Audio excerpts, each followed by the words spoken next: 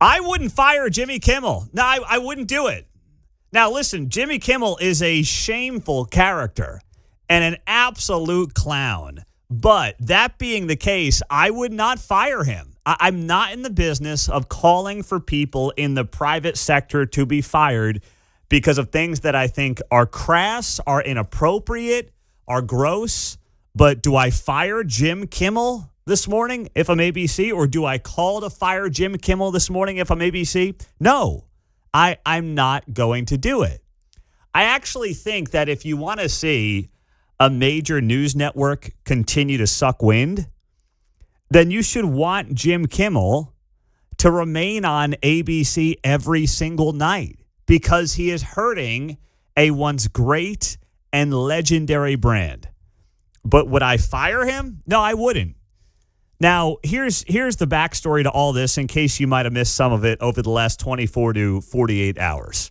So Jimmy Kimmel, prior to what happened at the White House Correspondents' Dinner last week, was doing his own kind of roast as if he was running the White House Correspondents' Dinner. And he made this joke about Melania Trump when he said this last Thursday. Our First Lady Melania is here. Look at Melania, so beautiful. Mrs. Trump, you have a glow like an expectant widow. So that was the original glow, or the original joke.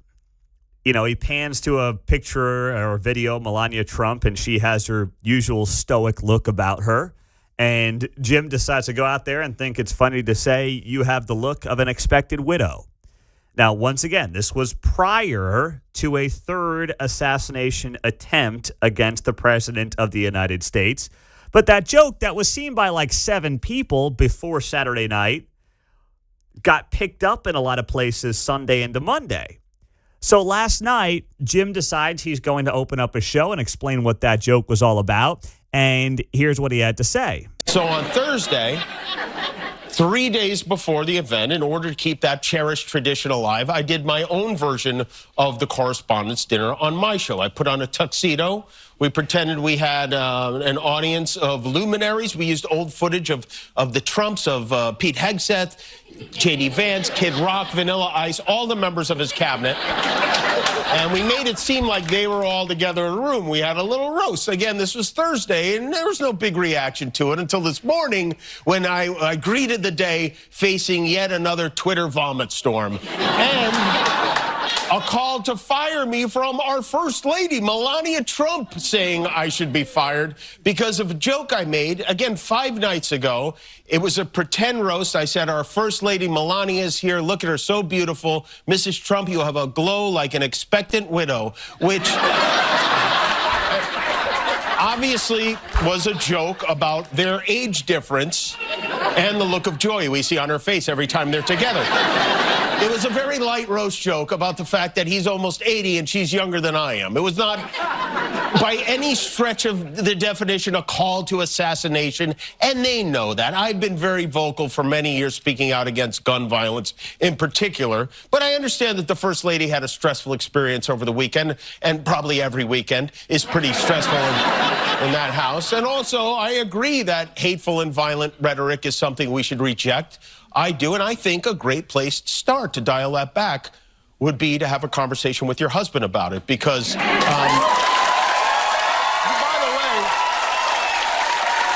I also should point out, Donald Trump is allowed to say whatever he wants to say, as are you, and as am I, as are all of us, because under the First Amendment, we have, as Americans, a right to free speech. But with that said, I am sorry that you and the president and everyone in that room on Saturday went through that. That was Jim Kimmel last night. I know that many of you listening right now at 6:08 on a Tuesday were sleeping or just not wanting to destroy your Monday and destroy your evening by watching Jim Kimmel. But I wanted to play what he said last night to open up his show when talking about this controversy. Now, I love how people who wanted to jail folks who weren't getting the shot a couple of years back are now seal clappers for free speech, like as if the last few years just magically didn't happen. I'm kind of amazed by that, but Jimmy Kimmel is right to note that he has free speech. But whether it's Jim Kimmel, whether it's Colin Kaepernick, whether it's anybody else, you have free speech up to a point. It doesn't mean your employer has to go along with your free speech. Now, Jim's saying, hey, listen, I was making this joke about Melania Trump and, her husband's much older than her, and that's where the widow joke came from. That's somewhat acceptable, and you can explain that as is, except for the fact that you have to realize that at a time when political violence is at its worst in decades, if not longer here in America, maybe the responsible thing to do would be to not have a joke that could be misinterpreted against a sitting president who has already dealt with 2 assassination attempts as a bad decision. Maybe there is a judgment conversation to have here. But once again, I'm not going to sit here and say Jimmy Kimmel should be fired over it. What I will say about Jimmy Kimmel is that he has been one to fan the flames of absolute hatred of the president of the United States. And once again, he's allowed to hate. No one's saying that he's not allowed to hate the president. I think it's too strong to hate anybody. I thought that Joe Biden was a really bad and ineffective president. I don't have hate in my heart for Joe Biden. Some of you might laugh at that or ask me why I don't, or some of you might say, oh, yeah, I don't believe you for a second. I genuinely do not have hate in my heart for Joe Biden. I actually feel bad for Joe Biden in some respects. While he did a lot of damage to the country, I feel bad because he was frankly so far in over his head and such a pathetic individual by the end of his single term in office. There's a part of me that does have a little bit of sympathy for Joe Biden. That's just how I feel. I'm not telling you how to feel. That's how I feel. But the broader conversation here that has to be had in the wake of what took place on Saturday is what is being fed to people about this president going back a decade now because of his unique position running, winning a term, losing a term, and then winning a term because he has been the epicenter of the political universe for over a decade now. And because, of course, he's on the side of the political aisle where the media is going to make him out to be the Antichrist. Listen, I see people being like, oh, I miss the days of George W. Bush. You guys more or less treated Bush the same way, except Trump is on steroids. Like, let's not act like you were covering George W. all that fairly, okay? Stop with that. You weren't. But every new face of the GOP who comes along is worse than the last one. And are there things that Trump does that doesn't help his cause all the time? Absolutely. Here's the difference, though. When Trump puts out a post saying he's glad Bob Mueller is dead, I'm like, let's not do that. That's inappropriate. And then when other people point out, hey, the rhetoric talking about this guy as Hitler or a fascist is inappropriate, it's like, no, but he is. Oh, no, but he really is. You don't get it. Wait, so the fascist or the dictator or the Hitler guy was going to sit there and take a night of jokes and roasts of him in front of 1,000 people? Boy, I don't know if that's very Hitler-esque of him. Just leave it at that here for a second. I don't think it is. So the broader thing that needs to be discussed here, whether it's in Kansas City or across the country, is the things that are being said about our political leaders.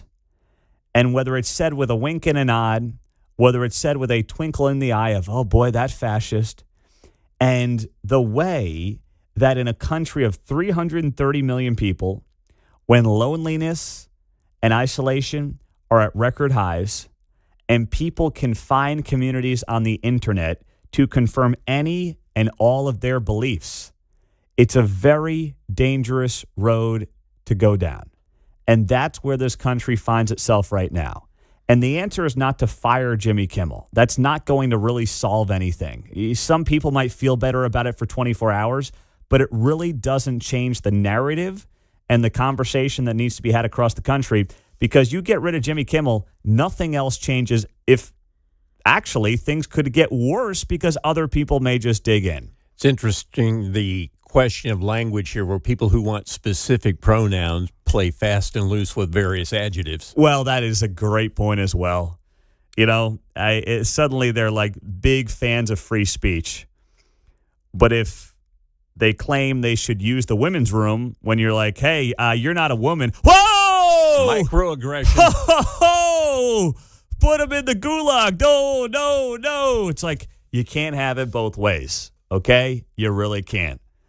913-408-7957 is our text line and our studio line here on KCMO Talk Radio 95.7 FM. We're streaming on the KCMO Talk Radio app. Pete, I just wake up every morning absolutely shocked that Jimmy Kimmel still has fans. I mean, hey, we're a big country, okay? We got 330 million people in America. We are a big country. That's the only conclusion I can come to. I'm not going to lose a lot of sleep over that one. But here's the thing. He's got an audience. I get it. We also know that late night TV is not what it was 25 or 50 years ago. Whether it's going back to Leno and Letterman or going back to Johnny Carson. It's not what it was. We get that. But you know what? He's going to have fans, and the more Trump hatred he delivers for his audience, the more that subset of the American electorate and the American TV viewer is going to lean in. But it's bad for ABC's brand, and that's what I think people at ABC are missing. Kimmel is doing damage to that brand by and large, which, of course, is owned by Disney. Is that what Disney wants as part of its brand? Speaking of branding, Kansas City's been all about this World Cup.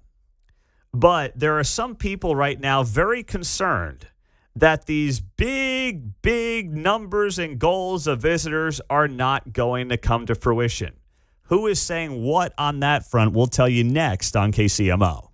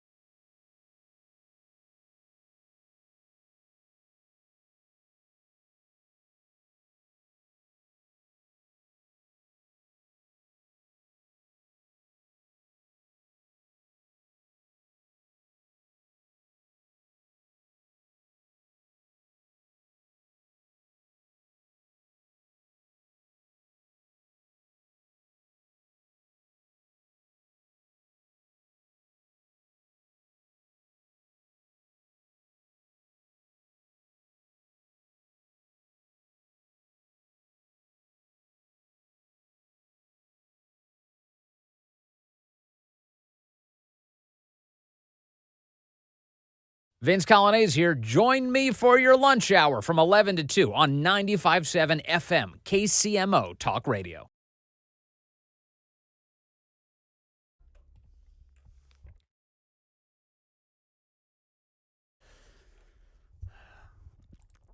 And we are just weeks away from this World Cup getting underway, and I'll tell you what, I think that there is some legitimate concern as to what exactly we are going to get here in Kansas City and across the metro when it comes to visitors from overseas. And Jonathan Ketz, Fox 4, did a very good job with his reporting yesterday. As he notes, we were told, 650,000 people were going to be pouring into Kansas City. Now, did you know, I heard this from a good source, as to how they count that 650,000 number. And maybe this has been reported somewhere. I haven't seen it. But what someone told me is that the way they count this is that if you're from, let's say, the UK and you come to watch, the soccer here, right? If you stay for 7 days, they count that as 7 visitors. If you are from the Netherlands and you want to watch your team and hang out in Kansas City for 2 weeks, one person here for 14 days is 14 people in that 650,000 number. So, a couple comes here for a couple of weeks, 14 days, 2 people, 28 visits. That's how they count the 650,000 number, which makes a little more sense when you actually factor it out that way. But when they're sitting there screaming about, oh my gosh, 650,000 people, which is more or less 20% of the Kansas City metro, technically probably closer to 25% of the Kansas City metro pouring in here over the next, couple of months, it just never made any sense.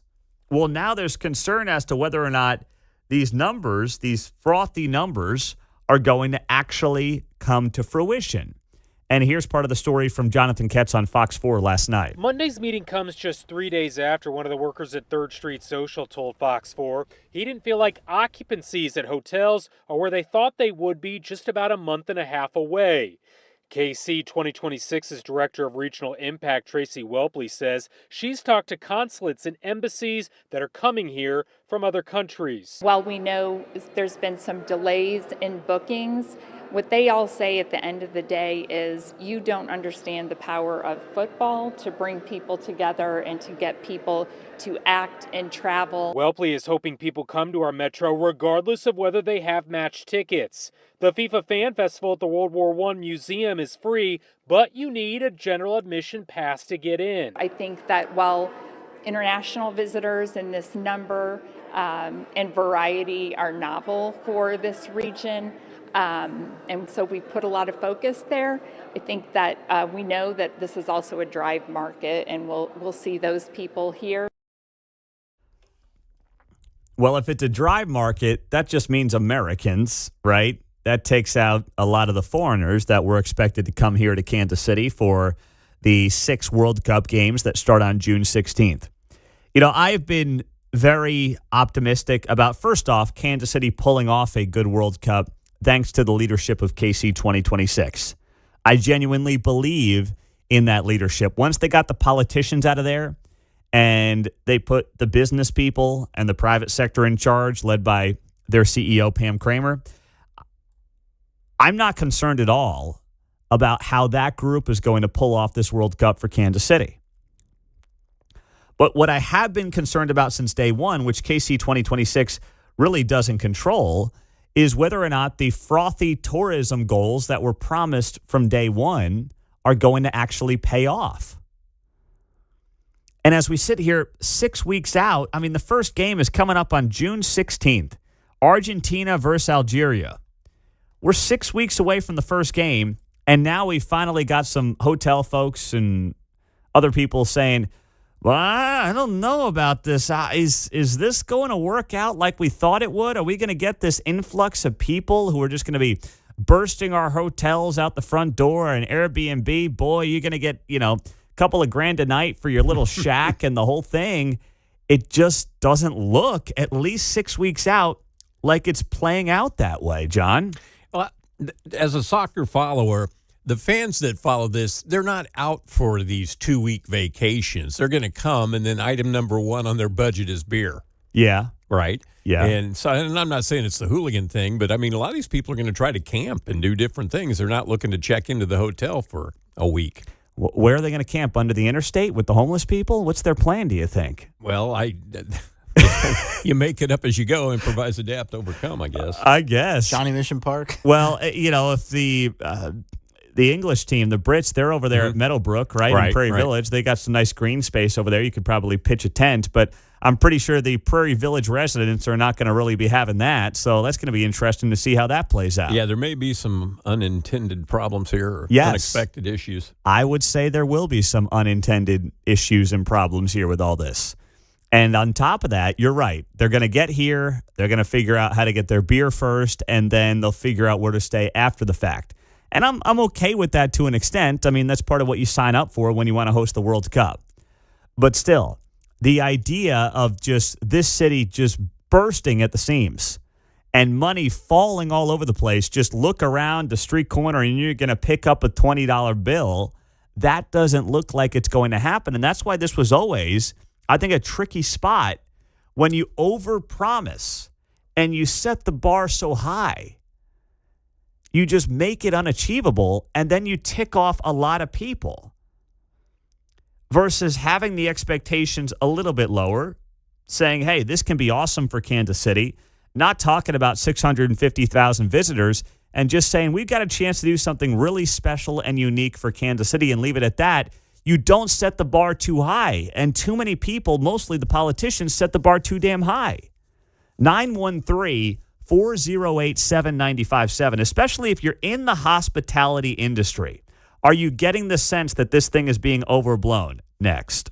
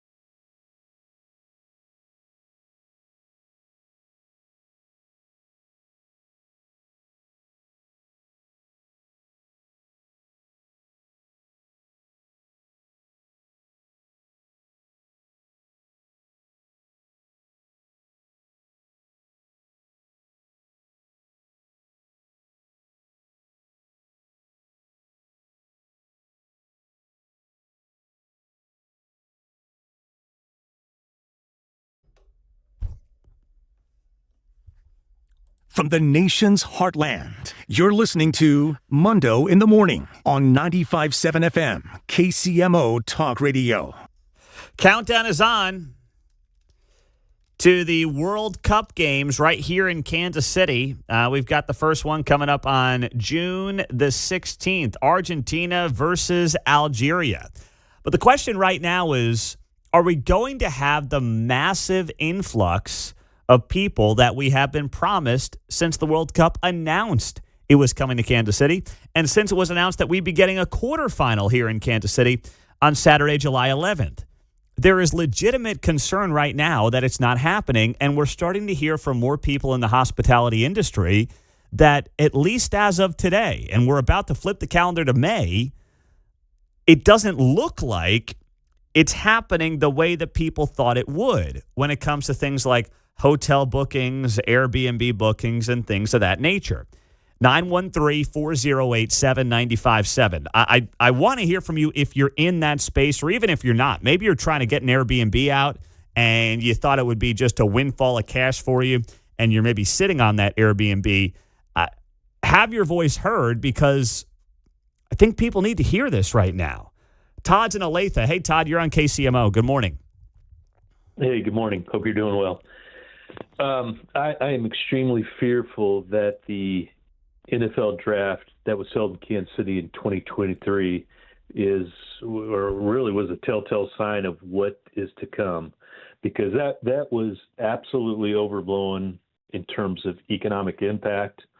I had an event in the River Market that Saturday night, and spent way too much time trying to figure out, where do I park? How am I going to get there? In the end, I drove down there, and there was places up and down the streetcar line. There was places to park in the river. It was dead, frankly. So I'm really concerned, I guess, for the city, that this is completely overblown. And so I've taken it one step further. I have no way I'm doing this, but I probably reached out to 6 hotels in the last 2 or 3 weeks just to see what availability is like, what prices are like. And all 6 have had availability on 2 of those key dates. Really? So on game nights, you specifically looked at game days? On game days, I specifically targeted those. And you're telling me that there are hotels in Kansas City, like pretty solid hotels in Kansas City? You're not talking about like I don't want to pick on a brand, but you're talking about a halfway decent hotel? Yeah, I'm not going to pick on a brand either, but yeah, major hotel brands in major, like 103rd and Metcalf is one example. A couple of hotels in that area.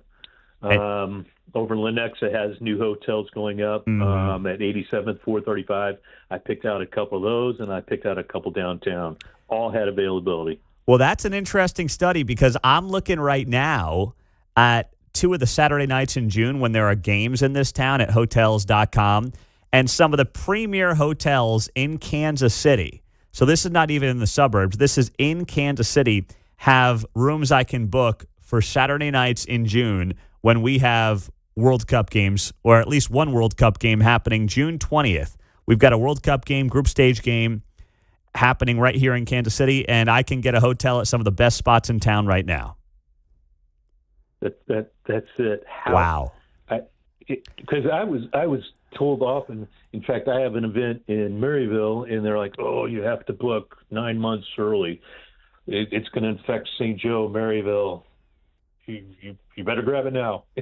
It's just not happening. That is crazy. But here's the thing. Like, you've got this quote. I'm looking at this Wall Street Journal piece from 3 weeks ago today. The headline was, Kansas City spends $650 million to become America's soccer capital. And there's a quote in here from Alan Dietrich, an executive director at KC 2026, and he specifically says it'll be like 6 Super Bowls. I promise you, as someone who used to work in sports media, you are not getting a hotel, a premier hotel room in a Super Bowl town 6 weeks out from the game happening. It's not happening, Todd. Totally agree. Thank you. I appreciate that's a great call. Thank you, Pete. So there's Todd doing his own investigative journalism, calling up hotels around Kansas City. That's great. You think we could explain this by geographic confusion? Do you suppose everybody booked a hotel in Kansas City, Kansas, thinking that's where? Maybe. Maybe. I don't know. I mean, whatever excuse we want to find, I guess we can find it. No. Although, I'm looking here. I mean, Margaritaville's got spots up, right? Over in KCK. Jeez. Listen, I want this to be great for Kansas City. I'm not sitting here as somebody who wants to poo-poo it and find an excuse to be like, this was a total bust. I don't want it to be. We've got state money on both sides of state line coming into this or being spent on this. We've got city monies being spent on this. A lot of, obviously, effort and energy. But this is why you don't set the bar so high to begin with. The politicians largely did that. KC 2026, or at least the people in charge right now, did not do this out of the gates. And they're the ones who are actually most competent in all of this. But just like the NFL draft, when they said it was going to be a windfall, and then you got the lady who sells sundresses down in Crown Center being like, no one bought my sundresses. Well, ma'am, you're kind of not like targeting the demographic that goes to the NFL draft. I hate to break it to you. Talk about a bombshell. That's really not like, who people that go to the NFL draft are typically interested in, buying that new sundress at Crown Center. So that's not really the lane that they live in here. If Taylor Swift had been a part of Travis Kelce's life at that time, maybe she could have had a better sale that week. Yeah, if the Swifties were in the football back then, 3 years ago for that NFL draft here, might have been a different situation for the lady who sells sundresses in Crown Center. That's a good point, Mark. But unfortunately, that's not how it worked out. So now we just sit here and, we're starting to get more of these stories in local TV news of people being like, well, it doesn't look like, at least as of today, it's shaping up like we thought it would. The other thing that I have concern about is if we really wanted local business to just organically thrive, my fear is that the fan festivals, as much as they're cool, as much as I'll probably stop by one of them, it picks winners and losers. If you're a vendor who gets into a fan festival, you're going to do great. But that also has the potential, and it will ultimately hurt some of the small businesses around Kansas City that might have organically done better if there wasn't a fan festival, because then people have to find a place to, go eat and things like that and go find entertainment. Nate's on KCMO next up. What's up, Nate? Good morning. Hey, Pete. Yeah, I just wanted to chip in pretty quickly. I think most people here don't know much about soccer a lot, and even politicians. So I feel like the calculation was miscalculated, because most of the time during the previous World Cup in Europe and some of the other countries, the games happen in big urban areas. And, Kansas City, and it's also based on the teams that come to your city. That's what drive people down here. And they made the calculation way before even, the team was, before we find out which team is going to be here and whatnot. And also, usually during World Cups, the groups stay in one city and they play all the games. Sometimes it's probably 8 games in one city. And this time here in the U.S., they spread it all around. And, Kansas City only getting a couple of teams. Like you said, England is here. The fans are not going to just come and sit here because the games are England is going to be playing outside. And so I think there's a lot of factors there that they probably didn't take into account while making those kinds of calculations. So it's just hope that they could come out and say, oh, well, we miscalculated, and, this is what it is. That's the only big team that we have here is just Argentina, pretty much. In terms of those playing games, the Netherlands also playing a group stage game here. But you're right, we've got 4 games. Argentina, Algeria, Ecuador, Morocco, Tunisia, Netherlands, Algeria, Austria, and then we'll have a round of 32 game and a quarterfinal game after that, which should be big matchups. Nate, what's your background? Where are you from originally? Yeah, I'm originally from Africa, but I've been to, I'm a Premier League fan. I go to England, I watch games and stuff, and World Cups. I've been to all of them, so I travel a lot. So, but basically, what I'm just trying to say is that when it comes to, like you said, Netherlands and Argentina are pretty much, and these are not big high level games because Algeria is from Africa and things like that. They're not going to drive people here. And the July 11th, it may be Argentina against Portugal if things goes, that could probably drag, probably 1 million people into Kansas City because it's just Messi against Ronaldo.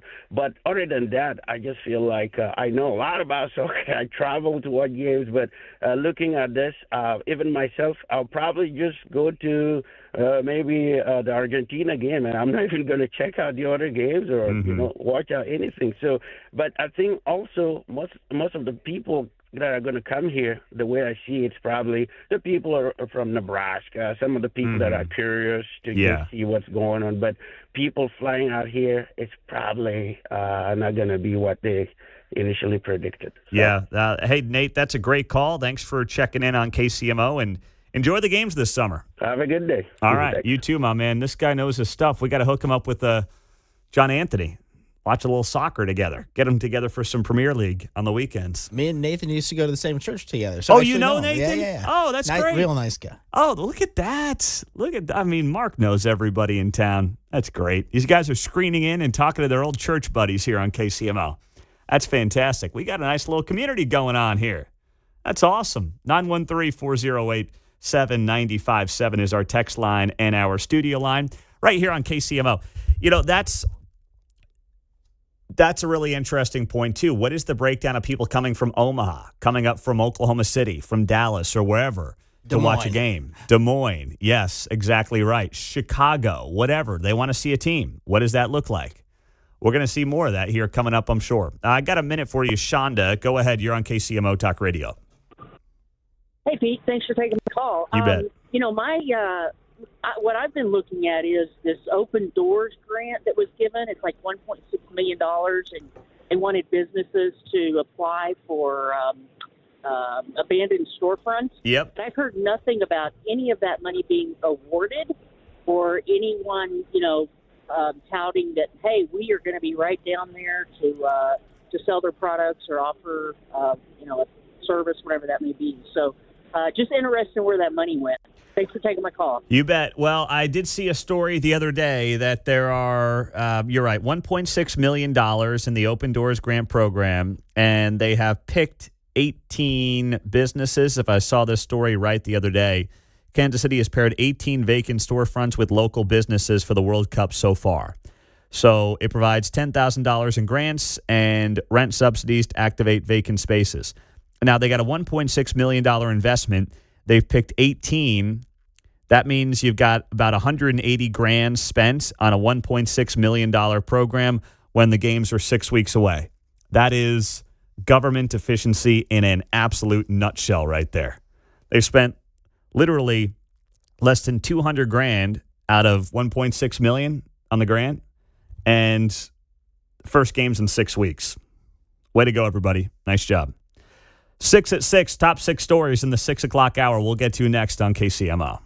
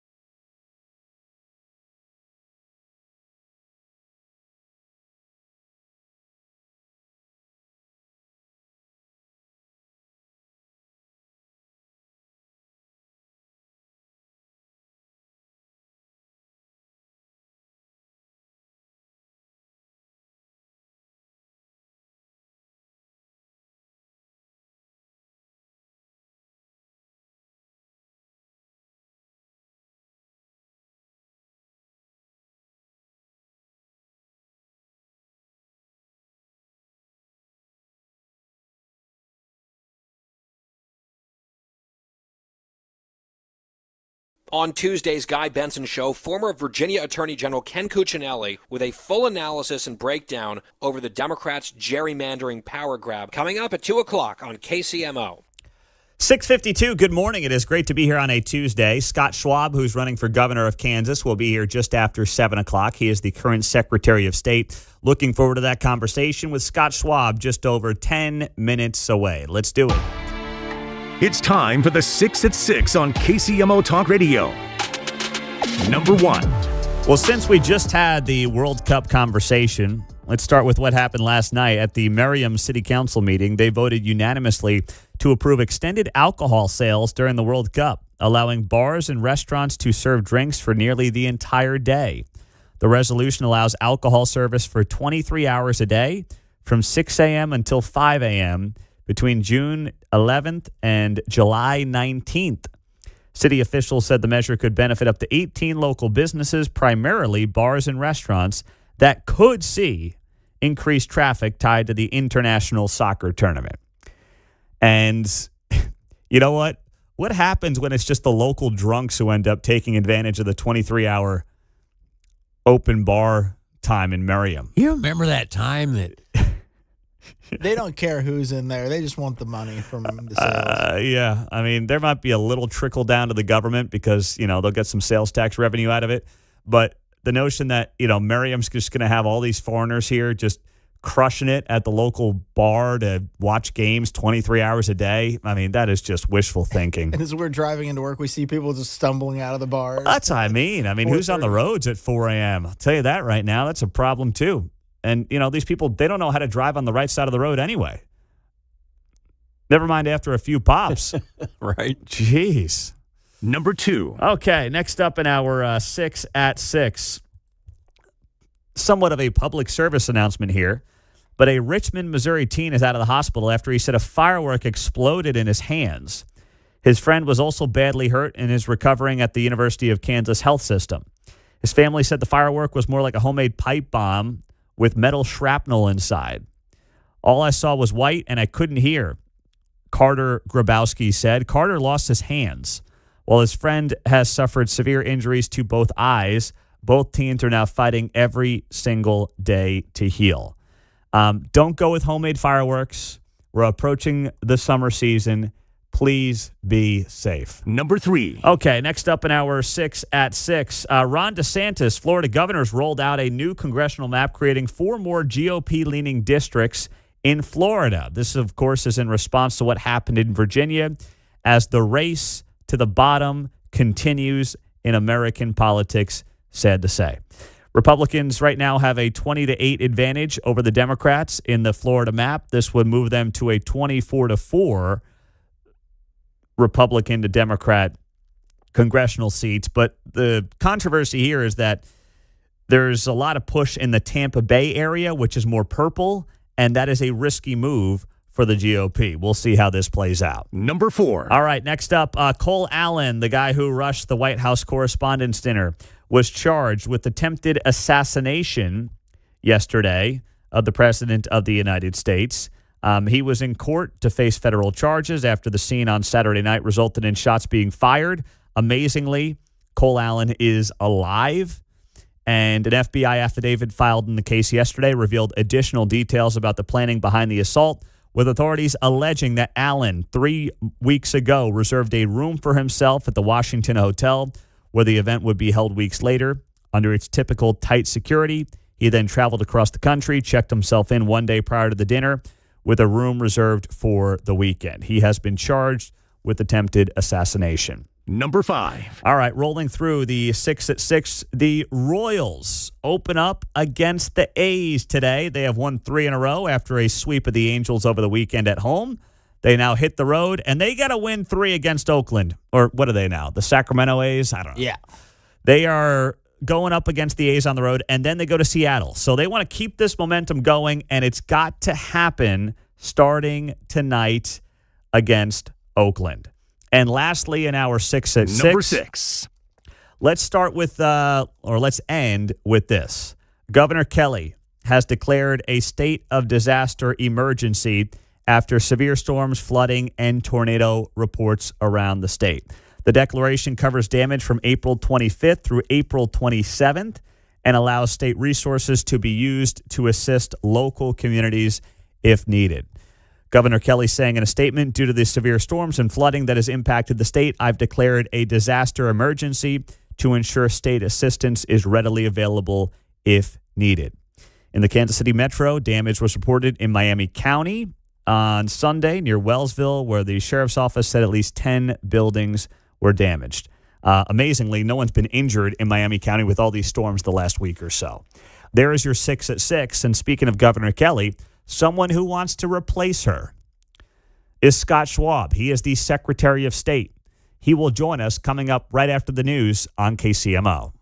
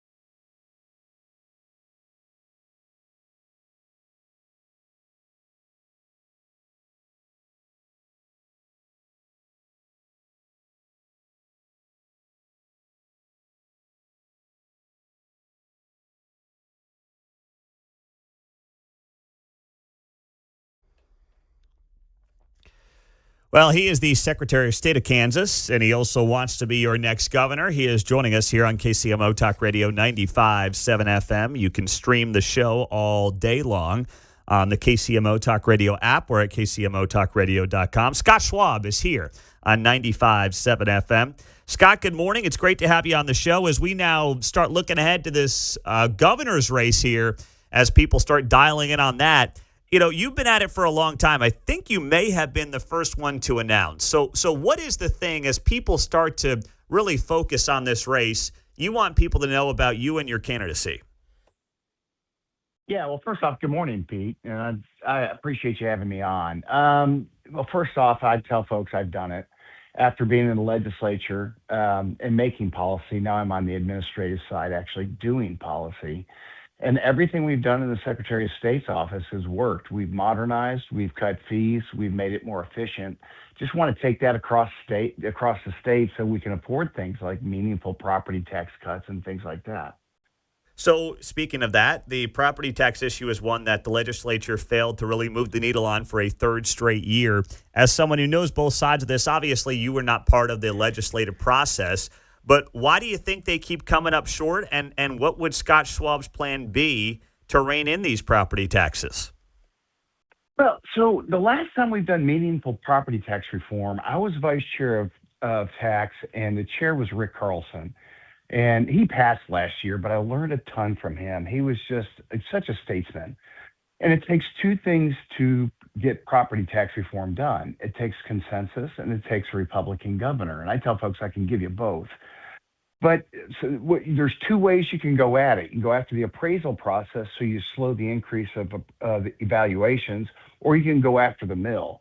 And we kind of in our plan go after both. And so first off, it's not just putting arbitrary caps in the Constitution. I don't think that's good economics. I don't think that's free market. I think what you do is make sure there's a consistent valuation process across the state. The way appraisers appraise property, if you have a commercial property in Johnson and you have one in Andover, Kansas, they're not going to be appraised the same, even if they're the same footprint and the same market. And that's because they appraise according to what they think is right. They're not following state guidelines. And I really think when it comes to the software that they use, it should be regulated by the state and not just used by 105 different counties across the state. It's inconsistent and it's not free market. So what about, I know there was a push in the legislature to try to basically rein in local spending, which obviously is part of the reason that not the reason the appraisals go up, but certainly, they can toy with the mill rate and say, hey, the appraisal went up, but we lowered your mill rate. But ultimately, people don't pay property taxes based on mill rate. They pay it based on real dollars, based on the mill rate combined with the appraisal number. Do you think that trying to rein in local spending from municipalities and others is part of the answer here, or would you not go down that road? Well, I don't think the state should push it. Like, nobody in the state likes it when the feds tell them how to spend their money. And nobody in the local community, and I learned this from Newt Gingrich, nobody in the local community likes it when the state tells you how to spend your money. So it's going to be a partnership between locals and statewide. The state needs to rein in the appraisal process, and they've done some things on the state mill levy. But we always go to say, hey, those important races for school board, the Johnson County Board of Trustees, or your community college boards in your cities and county commissions, people need to start running and saying, if you elect me, I'll cut your property taxes. And it is the mill levy. It isn't just the appraisal process. The mill levy is what you see in that property tax bill that you have to pay, whether it's personal or whether it's real property. So you have to go at it all approach. But it also takes a governor that's willing to go into that community and say, your property taxes are too high. It's your fault. And I'm going to start foot stomping it in your county if you don't start addressing it. Right now, we don't have a governor that's even engaged at the local level. So I know you've got a plan. It's called the BALD plan, and that's part of a better, affordable living by decreasing property taxes. So obviously, is this the issue when you go around this entire state, as you have been doing now for months? Is that the consensus issue you hear around Kansas, which, let's be honest, does have a higher tax burden than I believe every state that borders it and has seen a net outflow of migration over the last several years? Yeah, I would say that's the thing I hear the most on. And I've been running for over 15 months. It's ridiculous how long it takes to run for governor. But I was the one who started talking about this issue before anybody else did. And the reason why is because it's hitting people in their pocketbook. And whether you're single and you're just trying to start off on your own, I got a son who's getting married in December. He's worried about whether or not he can afford a house, and he's in real estate. This is a massive issue as it relates to our next generation and the previous generation that are trying to stay in their homes. There's a point in time in your life where you parent your kids and you parent your parents. And my wife and I are finding us in that situation where we're having to help her mother, who I love dearly, and we're trying to help my son to get off on a good foot. And government's working against us, and it should not be. Scott Schwab is the Secretary of State on KCMO Talk Radio, also running to be the next governor here in Kansas. All right, so then what about some of the big economic development deals that have gotten a lot of attention that we've been promised will bring a windfall of revenue and jobs, whether it's Panasonic, Chief Stadium deal? Where are you at on those things in particular, and whether or not they will be good for the state of Kansas? Well, the jury's still out, right? We don't know. I would say the better thing about the Chiefs and the NASCAR track is, one, I know you're a Missouri radio station, but as a Kansan, I'm happy when we beat Missouri, whether it's in a football game, a basketball game, or in economics. And I'd say right now, on the economic growth front, Kansas is doing better than Missouri. But it's because of a Republican-led legislature, not necessarily because of a Democrat governor. Panasonic, the jury's out. It was based on that federal subsidies for green energy was going to continue. And I just don't think you base your future on the federal government keeping their promises, whether it's Medicaid expansion or whether it's on green subsidies. You can't trust the federal government to always keep their word, which is why you always have to take more of a free market approach. And Kansas is trying to do more and more of that. And as governor, I do the same things. Like how does it free the market? How does it allow big and small business to succeed? And how does it produce more for Kansans who live here and want to stay here? And really, that's a focus we need to have, is when folks, whether it's in rural communities or whether it's in our urban sectors, what are the opportunities for people to stay in Kansas, to foster, live, and keep their families here? And I don't think that's been the focus for the last 8 years. What economic data is there to suggest that Kansas is beating Missouri on the economic front? I wouldn't say it's data-driven. I would say it's more optics and more you compare Johnson County compared to Jackson County. I don't think you can argue that Johnson County isn't doing better. And if you look out by the racetrack and the legends, I would say even KCK is doing better. And whereas Jackson County is losing things, not necessarily gaining things. And I think it's because our form of government is a little bit more agile. And I would also say that we're led by Republican leaders by and large. Even though we have a Democrat governor, we have supermajorities in both chambers. And generally, when you embrace those free market principles as opposed to populism, you win. And I don't think you can look at Johnson County and say, yeah, Jackson County is doing better. People are moving away from the plaza, not to it, but they're moving to Old Overland Park because it feels safe. It's because there's economic opportunity. Scott Schwab, Secretary of State, is here on KCMO Talk Radio. So what else? I mean, is there another issue that as you have traveled the state of Kansas, you think that it has been undercovered or underreported as this race starts to pick up steam that you've maybe gotten an answer to, or you think the Kansas City area should know about as it relates to this race? Yeah, so part it's political science. So you do a poll and say, here's what Scott Schwab believes. Oh, by the way, here's where the people agree with him. And one of the bigger issues is rural contraction. People in the urban areas are like me. I grew up in a small town in central Kansas, Great Bend, moved to Johnson County because there was an opportunity there. And now I'm married to a wife who doesn't want to live further than 4 miles from a Target, so I'll never go back to Great Bend to live. But I still love my town. And it doesn't look the same when I go back because we're losing small manufacturing. And we're not talking enough about our ag sector. We're not talking enough about what can we do to attract that small manufacturing back to our rural communities. We're in the agricultural epicenter of the North American continent. We need to be talking about it more so that the whole planet knows if there's a question on production, crop yields, animal health, they know Kansas has the answers because we do. We just don't talk about it. We talked about batteries for cars. Let's go to our roots. Let's go to what got us here, and it's really by growing food for the planet.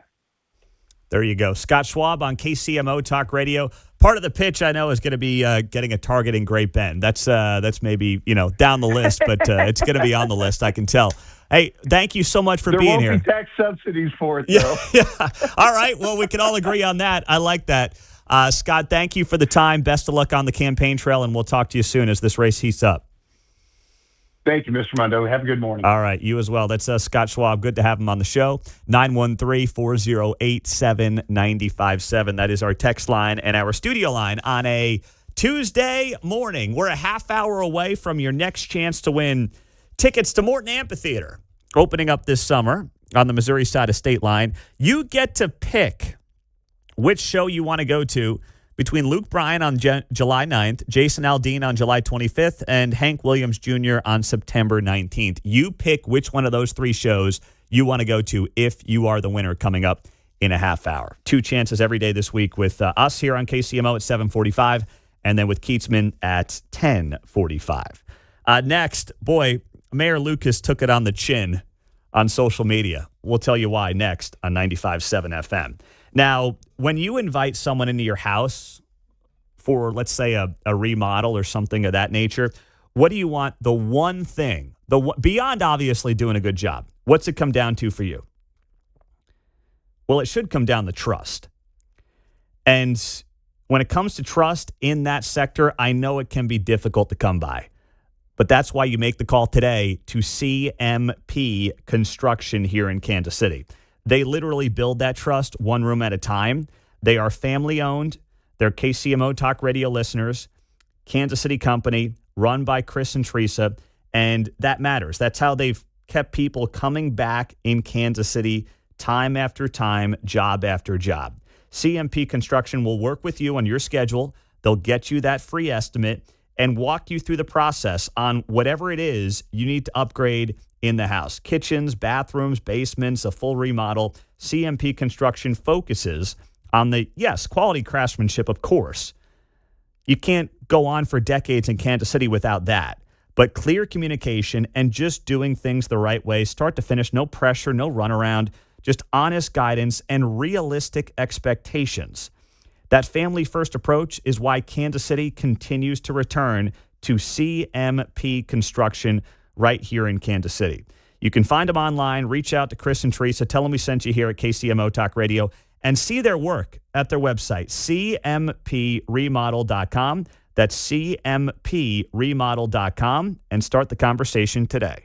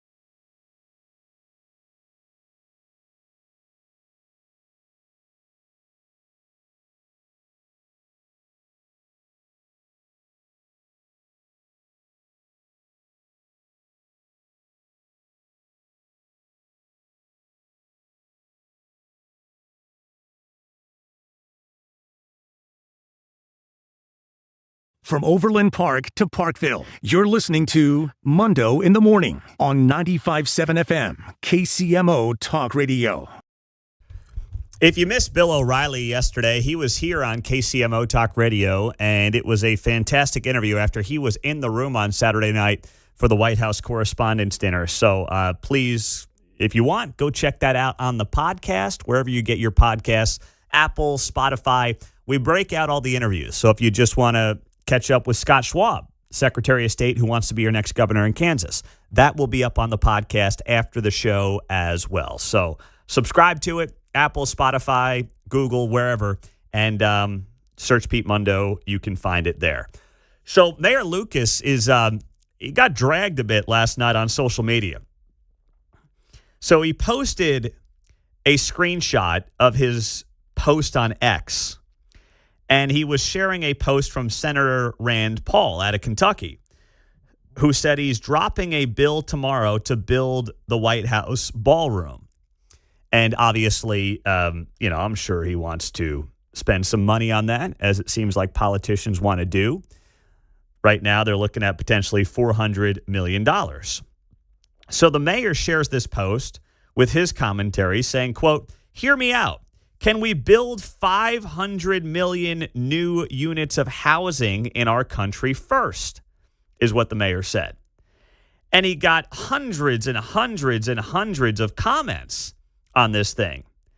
And, surprisingly, a lot of people are just roasting him in the comments, saying things like, "Nah, we got to build a downtown stadium no one wants first." The mayor responds, he says, "I think fewer want a ballroom funded by the U.S. government rather than a stadium funded by revenues at the new Royal Stadium, but maybe you expect to be invited to the ballroom." Someone else, James, writes, "Yeah, Mayor Lucas, but how about this? How about you stop worrying about sports stadiums in Kansas City?"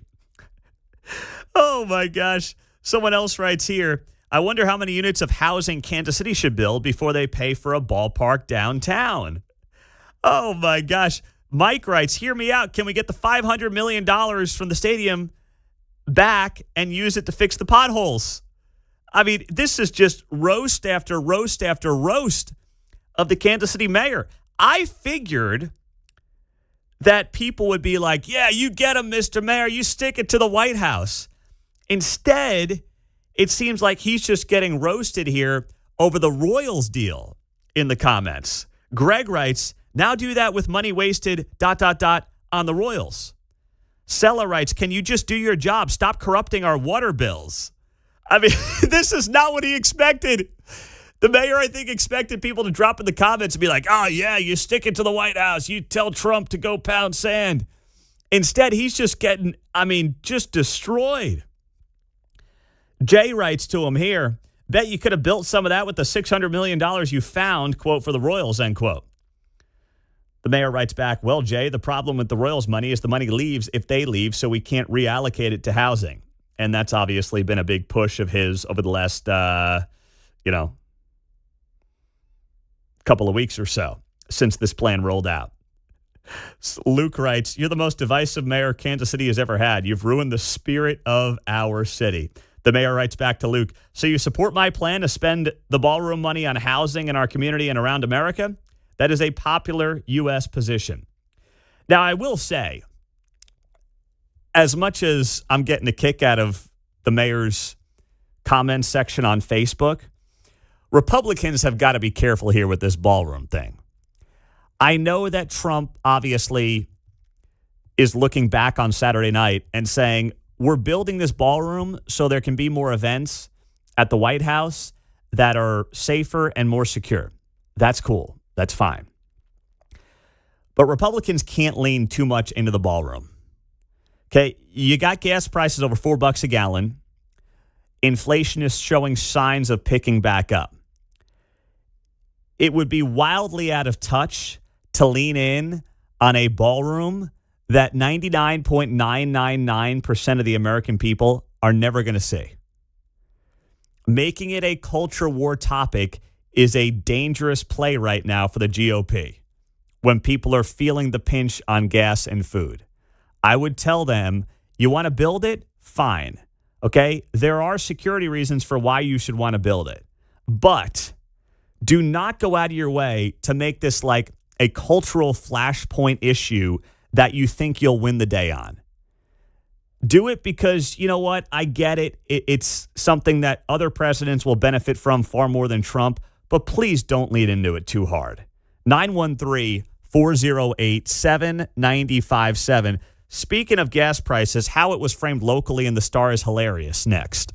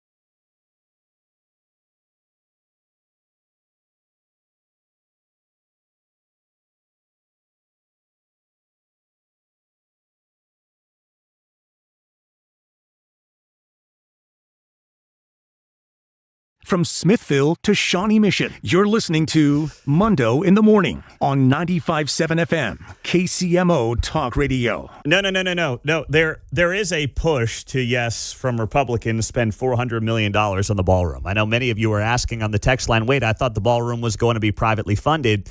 Well, it was, but there is a push from some members of the GOP Senate to roll with legislation to provide $400 million to help fund that ballroom, which I think is a massive PR disaster for them right now. Sounds like Somali money to me. Yeah. I'm not worth your Red Lobster money. Oh, man. Yeah. No, you said it was going to be privately funded. Now, Democrats are going to beat you up on it no matter what, right? When it was privately funded, it's like, well, who's buying favors with Trump to build the ballroom? Then if you use public money, it's like, what a waste of taxpayer money. They love wasting taxpayer money on everything except for like a ballroom. And Republicans are pushing for it based on security because of what happened at the White House Correspondents' Dinner. Regular people do not relate to the White House Correspondents' Dinner. We won't be there. We're not invited. We're not going. It means nothing to us. So if Republicans think that they're going to get some big win on this White House ballroom and like, yeah, the people are going to be behind $400 million of spending on this. Now, is $400 million a drop in the bucket by congressional standards? Yeah, but it doesn't mean it's a political win. In fact, I can see Democrats writing the ads right now for the midterms about how the GOP is now funding the private, or what was supposed to be private ballroom for Donald Trump. Even though, of course, other presidents will benefit much more than Trump will, because by the time this thing's done, he's going to have like 6 months left in office. It's not going to be Trump's ballroom. It's more likely to be a Democrat or Republican, whoever the next president is. It's more likely to be their ballroom. It will be their ballroom. It will benefit them more than Trump. But it doesn't matter. It's such an easy thing to turn yourself into a piñata over.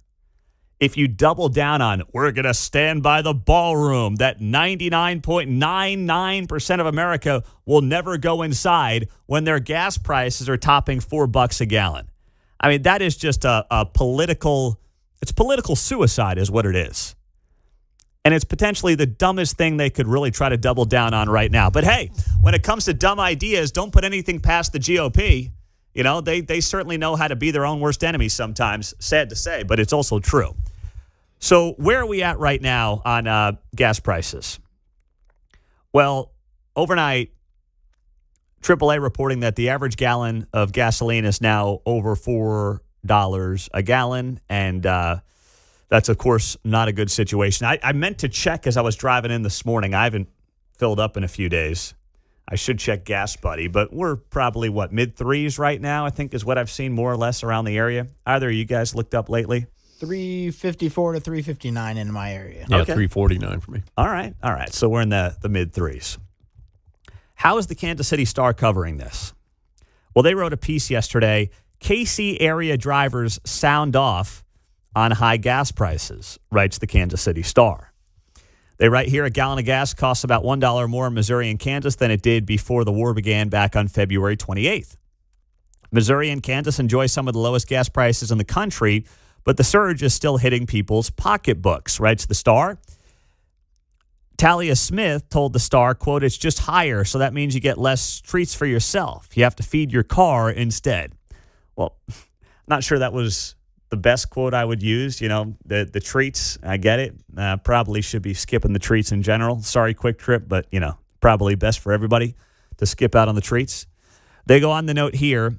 Carla Flores told the Star that she's making fewer trips with the increase in gas prices. I only use it to go where I need to at this point. I only use it to go to work, pick up my kids, take them to where they need to get, and get them back home, she says. Flores, when asked who she blames for the rising cost of gas, said, we all know who to blame. We all know. Okay. Don't get me started. She's a real beauty. Yeah, we all know who to blame. I always keep everything in mind, she says here. So they got a couple of quotes from people around Kansas City. I thought that the coverage of this was interesting. When I went back and looked at some of the stories from 2022, in the Kansas City Star when gas prices were, of course, skyrocketing during the last guy's Thank term you in for office? checking on that. I was curious. Yeah. I a little Google search will do you some good. So I found a bunch of stories here from 2022 where the Kansas City Star was writing about gas prices. And here's what they wrote at the time. This is March 14th of 22. Headline: These Kansas businesses, landowners, and others are benefiting while gas prices spike at the pump. So what is that story? Big, evil, private sector people are benefiting from high gas prices. That was one angle they took. This other angle, a fairly benign angle from the Kansas City Star. Gas prices are up around KC, they wrote in February of 22. Check out these maps to see how your county compares. Wow. That's kind of soft, isn't it? June of 22. Headline: President Biden wants to suspend the federal gas tax. What gas taxes do Missouri and Kansas have? Making Joe Biden look like the good guy. Joe Biden's policies, of course, at the time, helped drive gas prices to, at the time, $4.96 a gallon. That's about 80 cents more than where we're at right now nationwide. And they decided to write a story about how here comes Joe Biden to save the day. Joe Biden burns down the house and then shows up with a garden hose to try to put out the fire. That's the answer from old Joe, and the Star was happy to fluff him over that one. Unbelievable. What else do we have here? Headline from March of 2022. Why are KC gas prices up if the U.S. doesn't depend on oil from Russia? Here's the deal, writes the Kansas City Star. It's fine if you want to obviously blame Trump's decision for Operation Epic Fury on why gas prices are up. That's fine because it's true. Like, now, whether or not you think the long-term gain of taking nuclear capabilities away from Iran is worth the dollar increase in gasoline for a period of time, that's your prerogative. We can have that debate. It is not debatable that, of course, the war with Iran has led to an increase in gas prices. I'm okay. I mean, that's true. I'm okay with that. But my gosh, the way the gaslighting on how the Kansas City Star, when I look at half a dozen articles from 4 years ago when gas prices were much higher than they are right now, and how they covered that versus this story from yesterday, KC area drivers sound off on high gas prices and basically just, take a big swing at the guy in the White House when they wouldn't dare do that 4 years ago. If you need more evidence, not that most of you need more, but if you need more evidence that your local, quote, paper of record, end quote, is not really unbiased in any way, shape, or form with their news. Forget the opinion and the columnists, the news. This right here is just another example. 4 years ago, no stories about I just can't get there from here. Gonna have to cut out the laundry soap. I know. All I do is go to work and pick up the kids because I can't afford to do anything else anymore. No stories about that 4 years ago. Instead, it's simply, look at Joe Biden trying to be a good guy and suspend the federal gas tax. How about a story about how we got there in the first place? If you're going to do a story right now about gas prices being up, I couldn't find one. I mean, I was digging through Google last night. I gave the Star more clicks last night going through old stories than anybody else in this town did for research for this show. And I couldn't find it. But I found a lot of peddling of, don't blame the big guy. Don't do it. Don't blame that big guy, at least, going back 4 years ago, which is very telling when you talk about news coverage, which is why more people are coming here to KCMO Talk Radio every single morning on 95.7 FM and always streaming on our KCMO Talk Radio app or KCMOTalkRadio.com.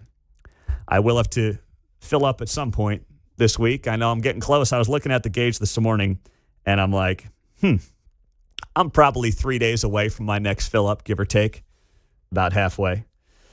What else do we have here? Some of you are chiming in with gas prices around the metro, so I appreciate that. But people can do that on their own time. Go to Gas Buddy or somewhere like that. I'm not going to start reading. I could start doing oil futures every morning, doing a cattle report as well, Farm Bureau report, whatever they need. I'm happy to do it here on KCMO. What I'm more happy to do right now is give you concert tickets. Seventh caller, 913-408-7957 is the text line and the studio line. The seventh caller will get to pick what show they want to go to.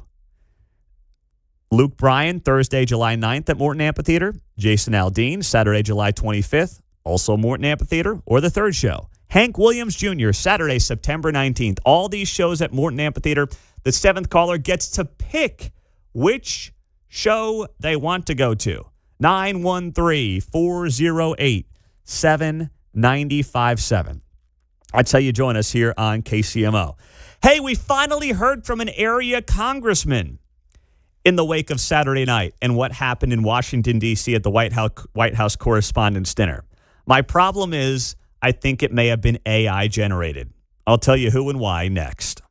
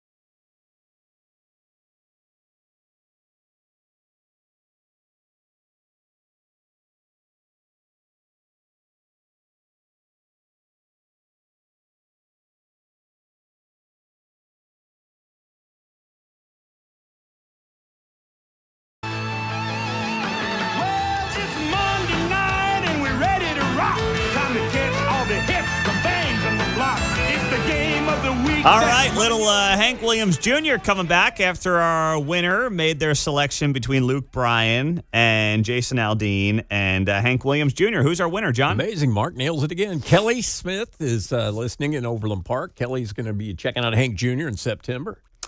All right, so we've had 3 winners between this show and Keatsman, and I think we've got 2 Hank and 1 Jason Aldean. Yep, had Jason yesterday on the show. Yeah. That intro for Monday Night Football, the way, featured Jerry Rice and Chris Carter. Is that right? In 1995. How about that? Wow, that's going back. I like that. All right, well, we need a Luke Bryan winner, I guess, at some point. I don't want Luke to get shut out this week. That'd be embarrassing. They're getting their dose. He's on American Idol, saw him last night. So, not thinking of Luke's not, or he is top of mind, I guess. So you have enough of him. He's oversaturated is what you're telling me. Yeah, maybe. Okay. All right. So we'll see. Next chance to win 1045 during Kevin Keatsman Uncanceled here on KCMO Talk Radio. You get to pick the tickets out of those 3 shows. Pretty cool. Okay, Emmanuel Cleaver. Hey, there he is showing. Okay, welcome to the party. You mustard moo. Emmanuel Cleaver has decided he is going to comment on a 3rd assassination attempt against the guy in the Oval Office. He got to it about, 40 hours after it happened. Finally got back to work yesterday, about 11 o'clock in the morning. Emmanuel Cleaver writes here, I'm thankful that no one was seriously harmed at the White House Correspondents' Dinner this weekend, and I'm grateful to law enforcement officers who prevented a tragedy. Political violence has no place in America, and the perpetrator should be prosecuted to the fullest extent of the law. Why can't they ever say Donald Trump's name? And the reason I bring up the potential AI portion of this is because it has an M dash in it.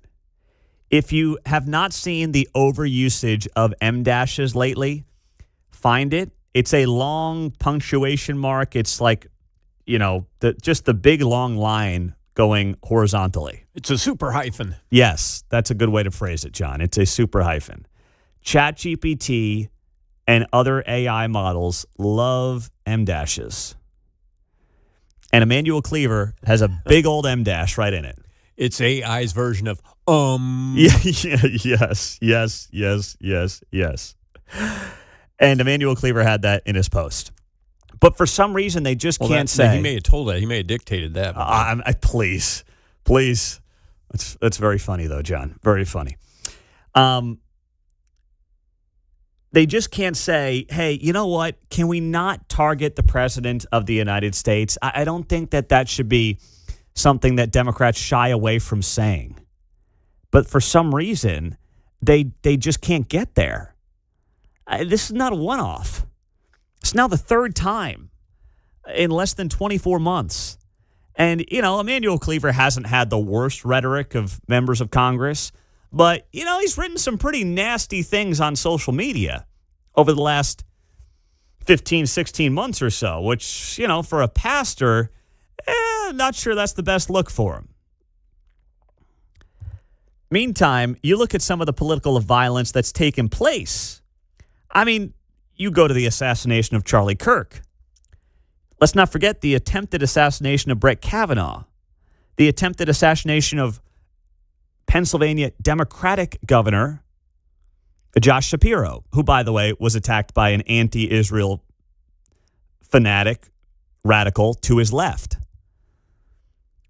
The attack upon the ICE facility in Texas that left a local police officer wounded.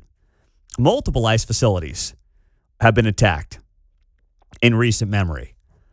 You can go back to the congressional baseball game. We had Steve Scalise, House Majority Leader, on the show yesterday.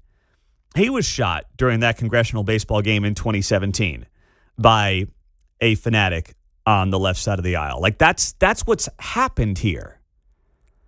And for Emmanuel Cleaver, if you want to tell me, hey, January 6th was an embarrassment, I agree. And you know what? I have condemned anybody who broke the law that day. And I've said that, you know what? There should be punishment for anybody who broke the law that day. I've said that since January 7th of 2021. Now, I've also talked about how the media has misreported it and how Ashley Babbitt was technically, who was a protester or whatever you want to call her, a rioter, she was technically the only person that was killed that day during that event. But you want to tell me that people embarrassed themselves and broke the law that day? I agree. And I've never looked for a reason to defend them. I don't know why that can't cut both ways, especially when you talk about the examples of violence that I just read off to you. I don't know why that's so difficult for someone like Emmanuel Cleaver, instead of just putting up what appears to be an AI-generated, totally milquetoast, I condemn political violence, and by the way, you're all a bunch of musty moo-moos. You musty moo-moo-moo. Can you give me something else to work with? Something that has a little more passion to it. But of course not. Because, they got to put this stuff up because they have to, in the end, I guess, try to do the right thing. But I'm looking at these posts and I'm like, my goodness, tell me you really don't care without telling me you really don't care.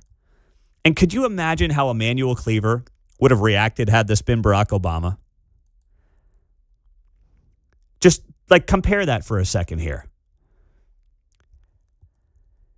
If this had happened to Obama, as Kyle Smith from the National Review and the Wall Street Journal wrote yesterday, and I shared this on X, we would have to embark on a 6-month national conversation on hate, on racism, on gun control. You'd have legislation being proposed left and right. You'd have, scarred kids taking the day off from school. Obama would be a living martyr. The pundits would never let it go. Instead, most people just kind of move on from this very quickly. Chat GPT to get a nice response. Most radio shows and DJs will talk about the NBA playoffs or something on TMZ, and there would be nothing think about what we saw in 2020, right? The national conversations that took place, the crocodile tears. Now it's just, we'll just move on. It's all good. Don't worry about it. Tirade Tuesday is coming up next hour. Speaking of moving on, Jimmy Kimmel gave an apology last night, but was it really an apology? Next.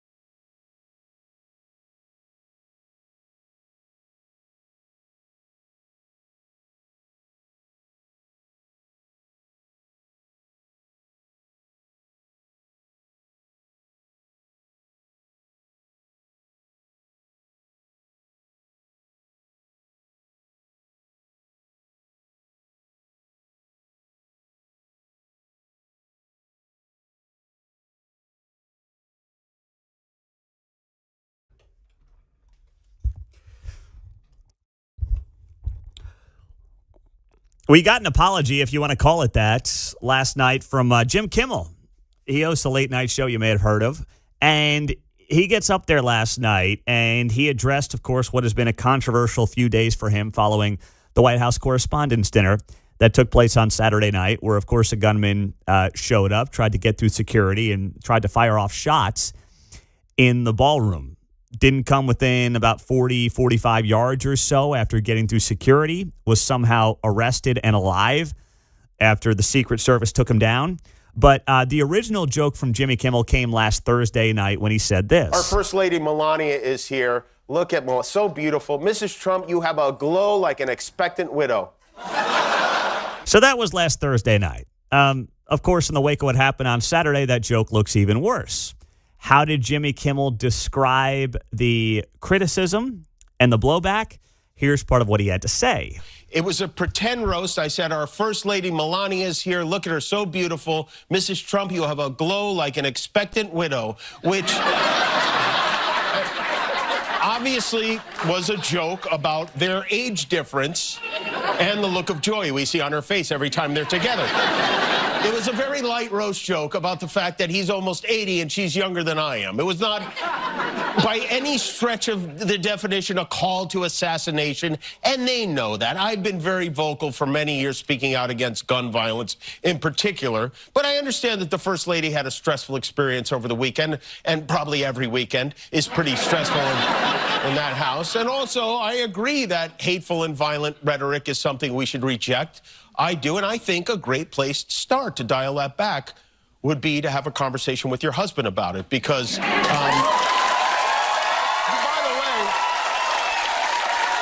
I also should point out, Donald Trump is allowed to say whatever he wants to say, as are you, and as am I, as are all of us, because under the First Amendment, we have, as Americans, a right to free speech. But with that said, I am sorry that you and the president and everyone in that room on Saturday went through that. Okay, so Jim Kimmel is a certified, I don't want Mark to have to hit the dump button on me here. I want to say it. Okay, don't say it, all right? We got a good thing going here. The guy's a jerk, okay? He's an absolute jerk. Would I fire him? Would I call for him to be fired? No. No, I actually think turning Jim Kimmel into a martyr is a good thing for Jim and is a good thing for those who support Jim. The broader conversation around Jim is, first off, how comedy in so many respects has turned into just gutter politics. I don't think that Jim is out there making fun of Al Pacino, who's 85 and is in a relationship with a 30-year-old woman. You want to talk about an age gap? Trump and Melania, sure, they've got an age gap. Al Pacino, he's not just robbing the cradle. He's, got the grandbaby involved at this point with a 30-year-old. It's just disgusting. But it's how these jokes on late night just obviously are cutting one way, time after time after time. But then putting the broad conversation at play here, it's not about firing Jimmy Kimmel. That'll make people feel good for a day, and then they'll be on to their next scalp, right? I don't really agree with that. I don't necessarily want Jimmy Kimmel to be fired. I don't care if he does get fired, but I don't think that really solves anything. The bigger thing that needs to be looked at here is how we got to this point where late night comedy, just to use one element of American culture, has simply turned into how far left can I go and how crass can I get and cut it one way politically. Why? I listen and we watch Jimmy Fallon on Saturday nights. I don't watch a lot of news on the weekends. I try to take a little bit of a break doing this nonstop all day, every day. But Saturday night, Jimmy Fallon is absolutely hysterical. 9 o'clock on Fox News. And yes, he leans right. But you know how Jimmy Fallon ends his show every Saturday night where he does a stand-up routine and then he has guests on? He says, I don't care if you're a Republican. I don't care if you're a Democrat. Just don't be a bleep. That's how he ends the show. And yes, more of his jokes obviously goof on the left than the right. That's part of his shtick. but he specifically tries to appeal to everybody and just be funny. When Jimmy Kimmel's out there, making jokes about Melania Trump being a widow, I'm trying to figure out who exactly finds that funny to begin with. Who exactly wants that kind of content to begin with? And that's part of the gutter politics that we find ourselves in today. That's not just tied to the political arena, by the way. It's tied to our social media conversations. It's tied to how people interact in general. There is absolutely no decency left in how we interact, especially when you talk about people interacting behind a screen. People will say things on social media to each other, and trust me, I get plenty of it. And I'm not here to make myself into a victim, but you go through a feed like mine and you see some of the stuff, people would never say that to you in real life, but they feel comfortable enough to do it behind a screen. And that's how we find ourselves in part in this environment where it's an absolute race to the bottom. And Jimmy Kimmel is part of that. Now, if you want to sit there, and I know some of you are yelling right now at your radio, you're yelling at your phone, but Trump, but Trump, but Trump. Yes, fine. Trump is not perfect at any of this. Whether it's Rob Reiner, whether it's Bob Mueller, and you know who's called him out for it? This show. I've said as much about those specific instances. I don't like those things. Does it mean I'd go vote for Kamala Harris over the guy? Goodness gracious, no, it doesn't mean that. But is it inappropriate? Does it help the national conversation? Absolutely not. It doesn't. But you know what? If you're going to be outraged over Trump saying, hey, you know what? I'm glad that Bob Mueller's dead, and then you're finding excuses for a third assassin or jokes about it after the fact, I think you might want to check your priorities here as well in the conversation, John. I'm with you here. There's a little bit of all of us being thin-skinned of the tattletale of You did. You know, how many people originally heard Jimmy Kimmel's statement? Well, that's what I mean. It's the echo chamber, right? Yes. No one even heard. No one heard it. No one was watching it Saturday night. In the forest and no one is there. Yes. That is absolutely and then we get true. Into the tattletale thing. Yes, you're right about that. Now, speaking of people who were trying to defend Jimmy Kimmel, you guys, who do you want to hear from? I'll let you pick. All right, your choice. You want to hear from George Clooney or Jake Tapper? I know, I didn't give you very good options. The Tap Man. You want to hear from Tapper personally? All right, you guys want to hear from Tapper? All right, let's hear from CNN's Jake Tapper on the calls to fire Jim Kimmel. It is a big problem of calls for violence and dehumanization, and it's getting worse. But it is not a problem to be wielded like a cudgel to try to stop journalism or jokes. Journalism and jokes are not calls for violence. Calls for violence are calls for violence. And far too many Americans in positions of power and influence are too blasé and too glib about those who make them.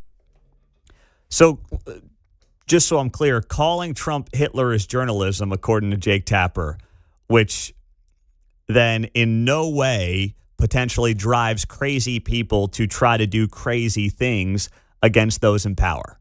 Do I have that right, Jake? That's just big J journalism. Remember that headline when Trump did that rally at Madison Square Garden in 2024?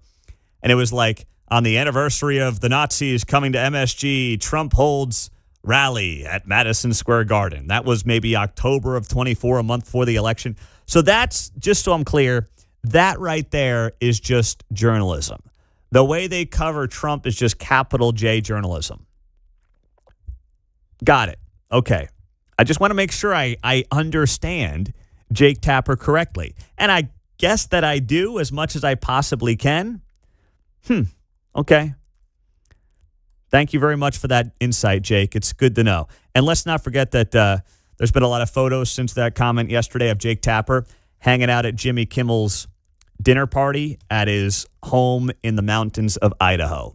So I'm sure that has nothing to do with his calculation there and his perspective on that. Nothing whatsoever. And this also might be true if Jimmy Kimmel was only a comedian, but he clearly has turned himself into a political commentator, which, needs to be noted as well in this entire conversation. 913-408-7957. All right. I don't know if the audience would have picked Tapper over Clooney. I'll have to look at the text line and see where people would have been on that. But you guys were both steadfast on you wanted to hear from Tapper over Clooney. Well, I want to hear Clooney say, who do we see about that? So he obviously doesn't have any answers. Tapper has some local ties, right? Yeah. Does he? I think so. Maybe his wife's from around here or something. Oh, okay. All right. Well, I'll have to look into that. Yeah. All right. Text line wasn't happy with you guys, by the way, just for whatever that's worth. Want to throw that out there. Oh, they're Hollywood people. Yeah. They want the People magazine version. 913-408-7957. That's how you join us on KCMO Talk Radio 95.7 FM. We are streaming all morning long on the KCMO Talk Radio app. Tirade Tuesday is right around the corner. It's at 8:35, 20 minutes away. Get those tirades all lined up for us right here on KCMO.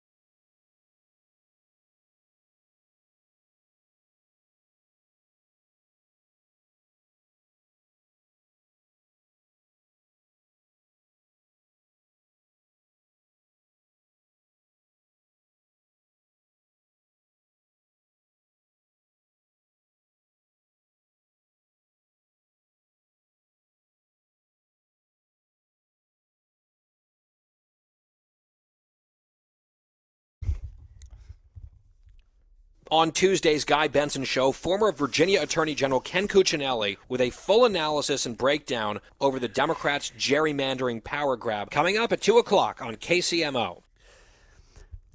I get it. Everyone's got to have some partisanship to what they do, but this veto from Kansas Governor Laura Kelly makes absolutely no sense to me. Laura Kelly announced yesterday that she was vetoing House Bill 2763 passed by the Kansas legislature, and what that did is it's a bill that would have increased recess time and implemented the presidential physical fitness test for Kansas children.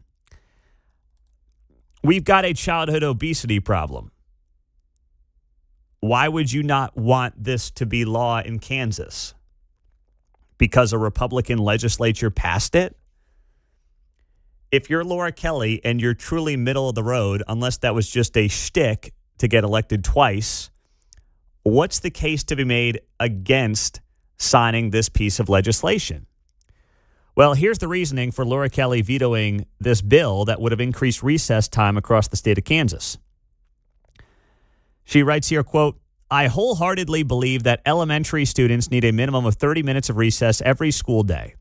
Recess contributes to the physical health of children and enhances their ability to learn. I also support implementing a state fitness test to be administered annually, as required for participation in the Federal Rural Health Transformation Grant Program.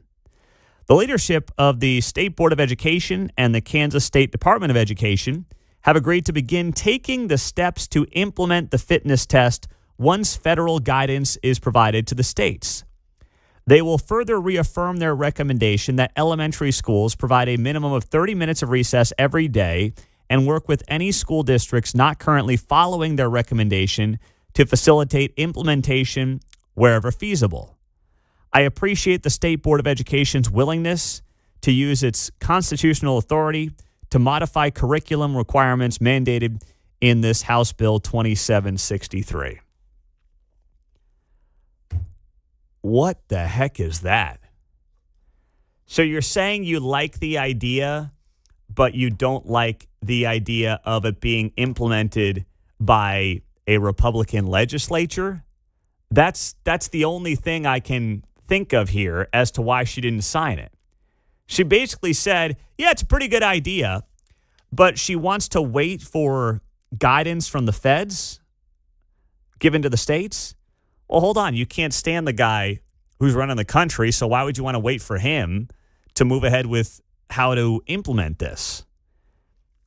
Do you want a physical fitness test and bring it back to Kansas? Do you think that 30 minutes of recess is a good idea, especially for elementary kids? Okay, great. Sign the damn bill. I mean, if there's a problem with the feds and their guidance after the fact, it's not even like she says the federal law, just talking about the guidance from the feds. You can't stand the administration anyway. So what guidance are you worried about exactly? Just do what you think is in the best interest of the children. And you're saying here in this statement from the governor, you do believe it's in the best interest of the kids to go out there and make sure that they have more recess, they have more physical activity, and there's a physical fitness test. So just sign it. I mean, this is a great bill to pretend like you're actually middle of the road if you're Laura Kelly. But hey, why bother with that, right? I mean, that ship has sailed, got reelected, who cares? That's the only conclusion I can come to. And, when she runs around the state with Ned Schneebly talking about how he should be the next governor of Kansas, please remember stuff like this when she says it's all about moderation and it's all about being middle of the road. When you can't sign an easy layup bill about kids' fitness and kids' recess, please don't tell me you're going to work with both sides of the aisle on this nonsense. Because as far as I can tell, the only thing she really wants to work with both sides of the aisle on is how to fleece the taxpayer on screw deals like Panasonic and the Chiefs. She'll work with both sides of the aisle on that. You want to fleece the taxpayer for $6 billion in a stadium? Oh, when you got the team on the other side of state line and it doesn't cost you a dime, she'll fleece the tax. She'll do bipartisanship there with Republican leadership. She'll gladly do that. She'll host the next generation of taxpayers for 30 years in this state with that nonsense. But when it comes to signing physical fitness, nah.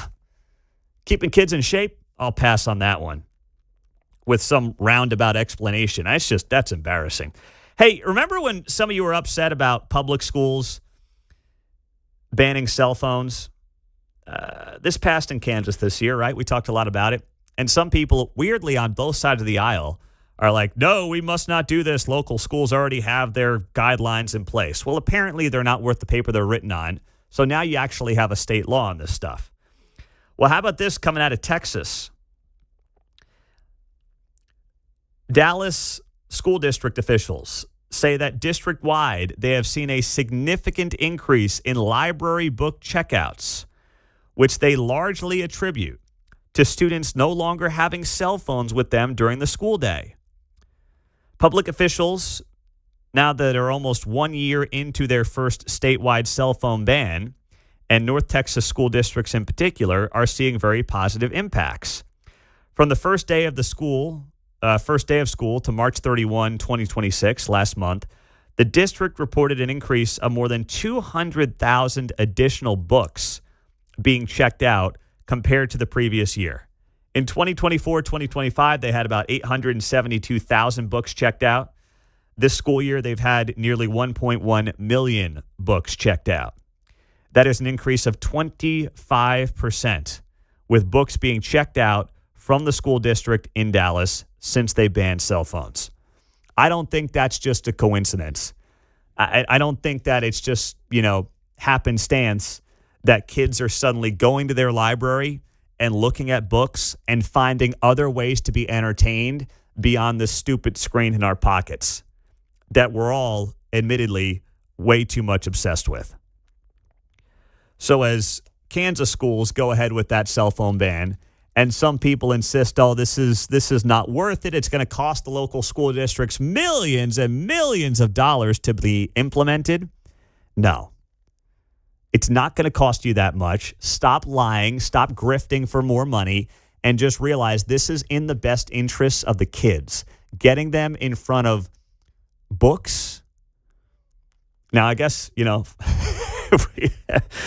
got a bunch of Rainbow Coalition books being checked out. We might have a different problem on our hands. But you know what? I'll sign up for that I'll sign up for the idea of at least opening the door to books being taken out of the library and what that can lead to versus the obsession with the screen. Coming up next, we'll get to your tirades on a Tirade Tuesday. It's the only 10 minutes of the week that you control the content of. 913-408-7957. That's how you join us on KCMO. Tirade Tuesday. Phones are open. Line them up. Make them good. Next.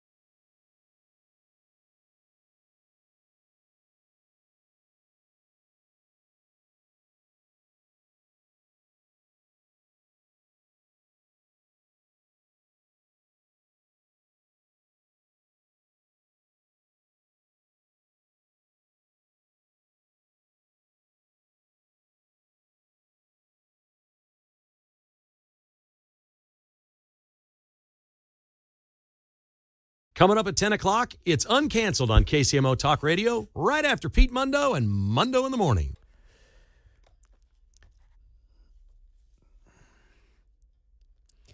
Well, you can make my dreams come true with an awesome Tirade Tuesday right now. What do you say? Let's do it here. It's time for Tirade Tuesday on 95.7 FM KCMO. How dare you?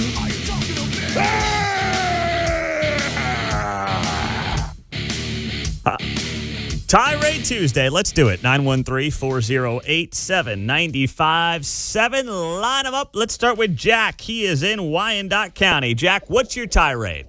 My tirade is that I had to loan my son-in-law $200 because he got several tickets getting pulled over in California because my son-in-law and daughter drove out there for their honeymoon, and his windshield is tinted. It's normal out here, but I guess not out there because they can't see if you're wearing your seatbelt or on your cell phone. So he got pulled over like 7 times. So anybody out there with tinted windshields, don't go to California, the douchebag state. Wait, let me ask you something, Jack. So if he's got the tinted windows, and you're right, the coastal states do not really allow you to tint your windows like they do in the Midwest. But what about if did he show the other cops a ticket and be like, guys, I'm just here from Kansas. This is legal in Kansas, and I know it's not legal here, but I already got a ticket for it. Did he try that? What happened? Pete, I'm from Los Angeles. I was a truck driver doing local deliveries in L.A. They don't care. They would give tickets to trash men that are driving on posted roads. They don't care. L.A. cop, the police department is corrupt. It's all about the bottom line. It's all about money. They don't care. They will not listen to them. They're jerks out there. Well, that doesn't surprise me. It's a money grab. It's a money grab. All right. Well, that's good advice on a Tirade Tuesday. Thank you, Jack. 7 tickets. Man, that's rough. How was your trip to California? I got 7 tickets. That's how it was. Unbelievable. 913-408-7957. Tirade Tuesday goes to Alex. You're next up. Go ahead, Alex. Yo, Pete, and hey, in this is about Schwab a little bit, tax. It's about everything. Wait, hold on. You mean Scott Schwab? Yeah. What did I say? You just said Schwab, but people, and is that Charles Schwab or who are you talking about here? No, Scott Schwab, the Secretary of State who's running for governor of Kansas, who was on the show this morning. Yeah, he sure ticked me off this morning. Our mills in 2024, Pete, were 116 point something. In total, 1.5 of that went to the state, all right? 1.5 mills out of the 116.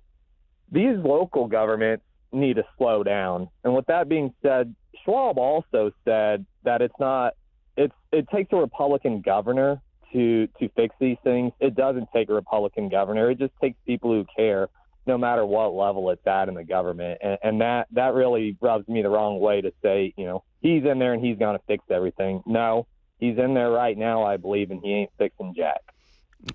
All right. Well, there you go. Alex in Kansas on KCMO Talk Radio on a Tirade Tuesday. If you missed the conversation with Scott Schwab, you can find it after the show on the podcast. Let's go to Roger in Olathe. What's your tirade, Roger? Go. Well, I was talking about these NIL deals and college transfers that are just out of control. I mean, this past year, over 1,000 kids in basketball alone transferred, and they do it multiple times. And it's just out of control. The NCAA needs to step in and set some more guidelines like they have in the pros. I agree. I'm with you there, Roger. The NCAA, though, is the only thing less valuable than Congress, so that's the problem.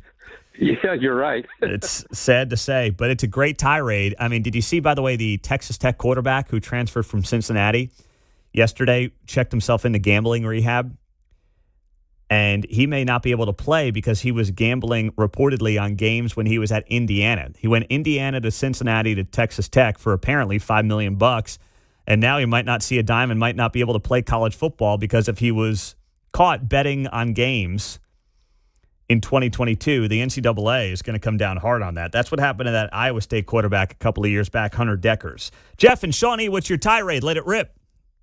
Hey, when I'm not listening to you guys, I'm listening to XM radio. And the other day, after a Springsteen song, they came out and said, hey, don't forget to sign up for the giveaway tickets to Washington, D.C. concert.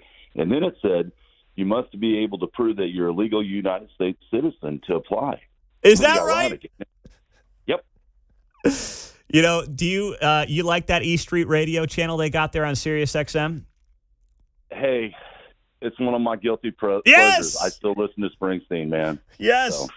You know, I don't. I'm obviously a supporter of terrestrial radio here in Kansas City, but when I go visit my in-laws and I have to drive their car around, they will have Sirius XM, and I will leave it on E Street Radio, where they do live Springsteen concerts at noon and like 8 p.m. every day or something like that. Yeah. What's your favorite song? Don't put me. It's like picking a favorite kid. I can't do it. Okay. What's yours? It's got to be either Jungle Land or Racing in the Streets. Yeah, those are up there. Looking for a little up-tempo, I might go Rosalita. Fire was our wedding song. Not I'm on Fire, but Fire, which is more of a deep cut. So there you go, Jeff. Take care. Thanks, man. I appreciate that. Tirade Tuesday. Let's go to Dave in Midtown. Dave, what's your tirade? My tirade is against the Kansas City Public Library, because if you check out a CD or a DVD down there now, all the liner notes and lyric sheets have been taken out by the employees, and they sell to a private contractor and pocket the money. I mean, where does the money go? Do they put tampon dispensers in the men's room, or serve wine and cheese at their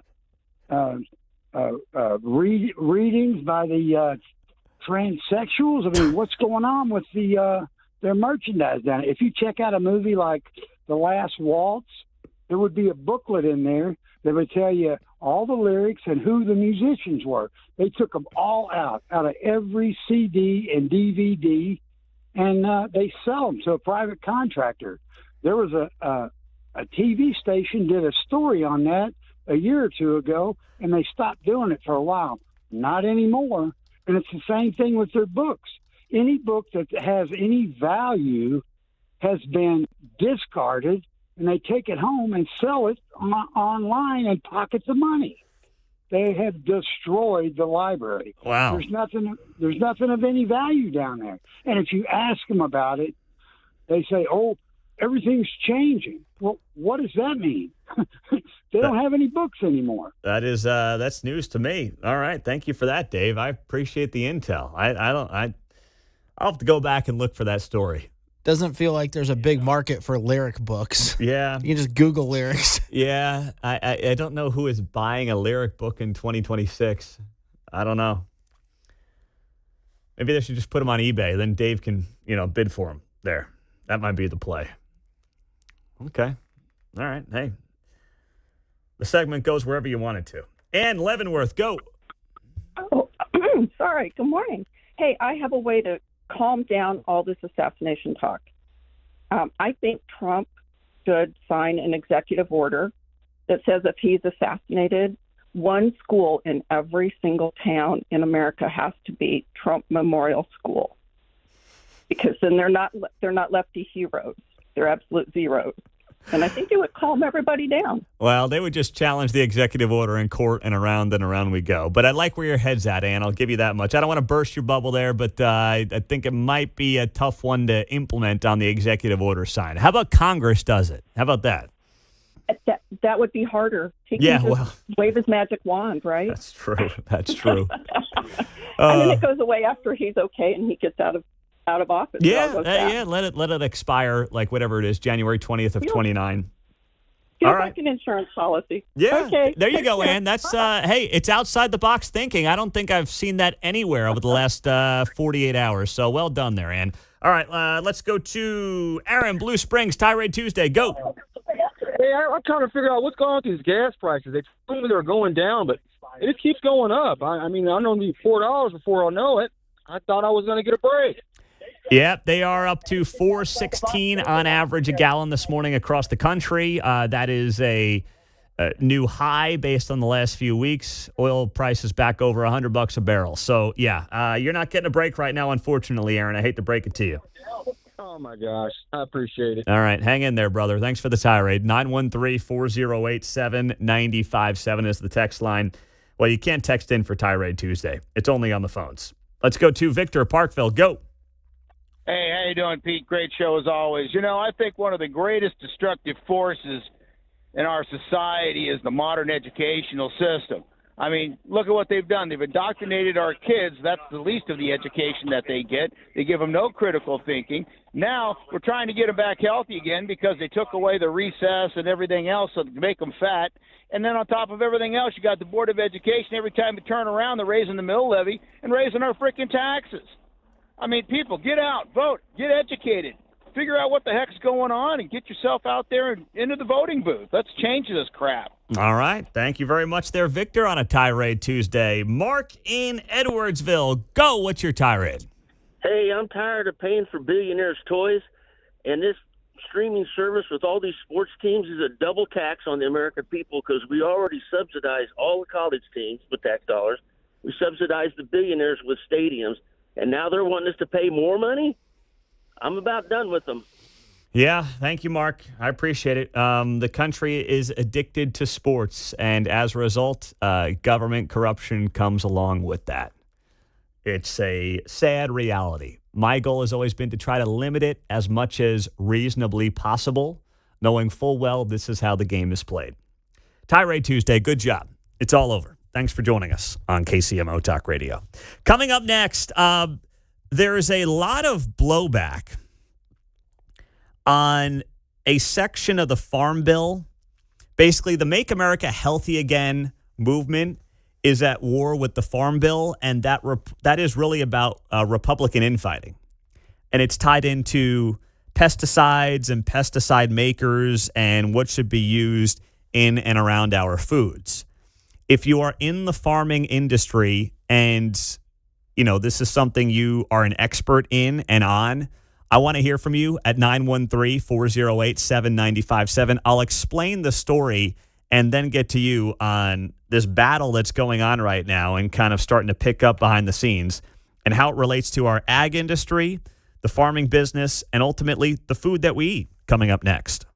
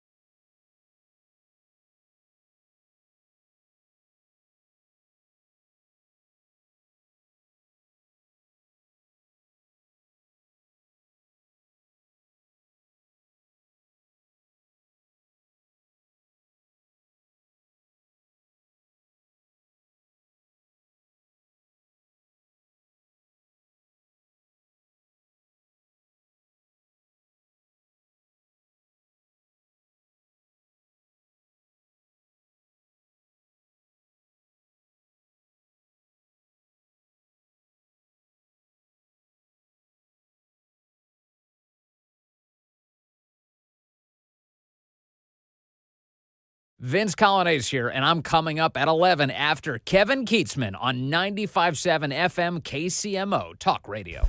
8:51, good morning. There is a battle going on right now that is playing out this week between the Make America Healthy Again movement and the Trump administration.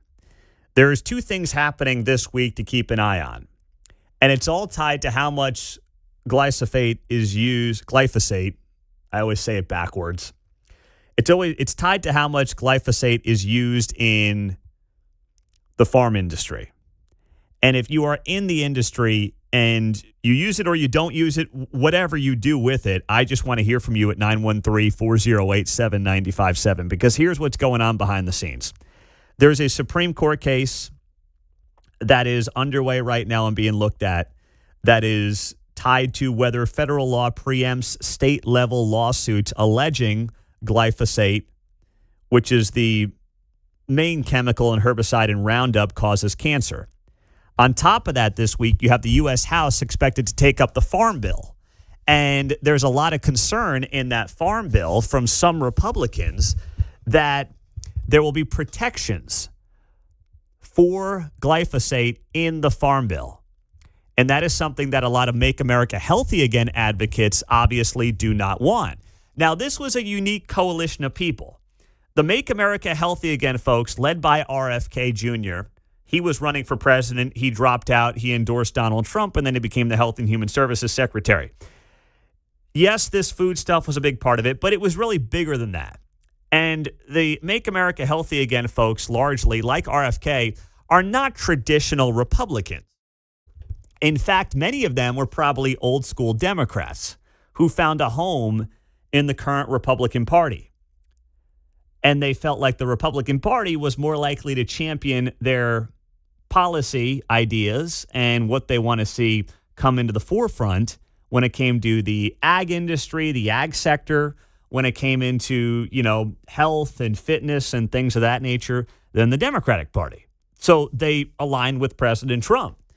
And we're just a few months away from these midterms happening. And as someone who is married to a Maha mom, which is right now a growing trend amongst young mothers, not just in Kansas City, but around the country, you don't want to lose these people. I mean, right now, the GOP struggles enough with women. Let's be honest. The last group that you want to lose, or you want to be, I don't want to say you're going to lose them, because you're not going to lose these moms to the Democratic Party. That's not going to happen. But if they're just kind of like about you when you need voter turnout in a midterm election, that is not a good thing going into November. So this is the battle that's happening right now. And you've got the Supreme Court case, and then you have the Farm Bill.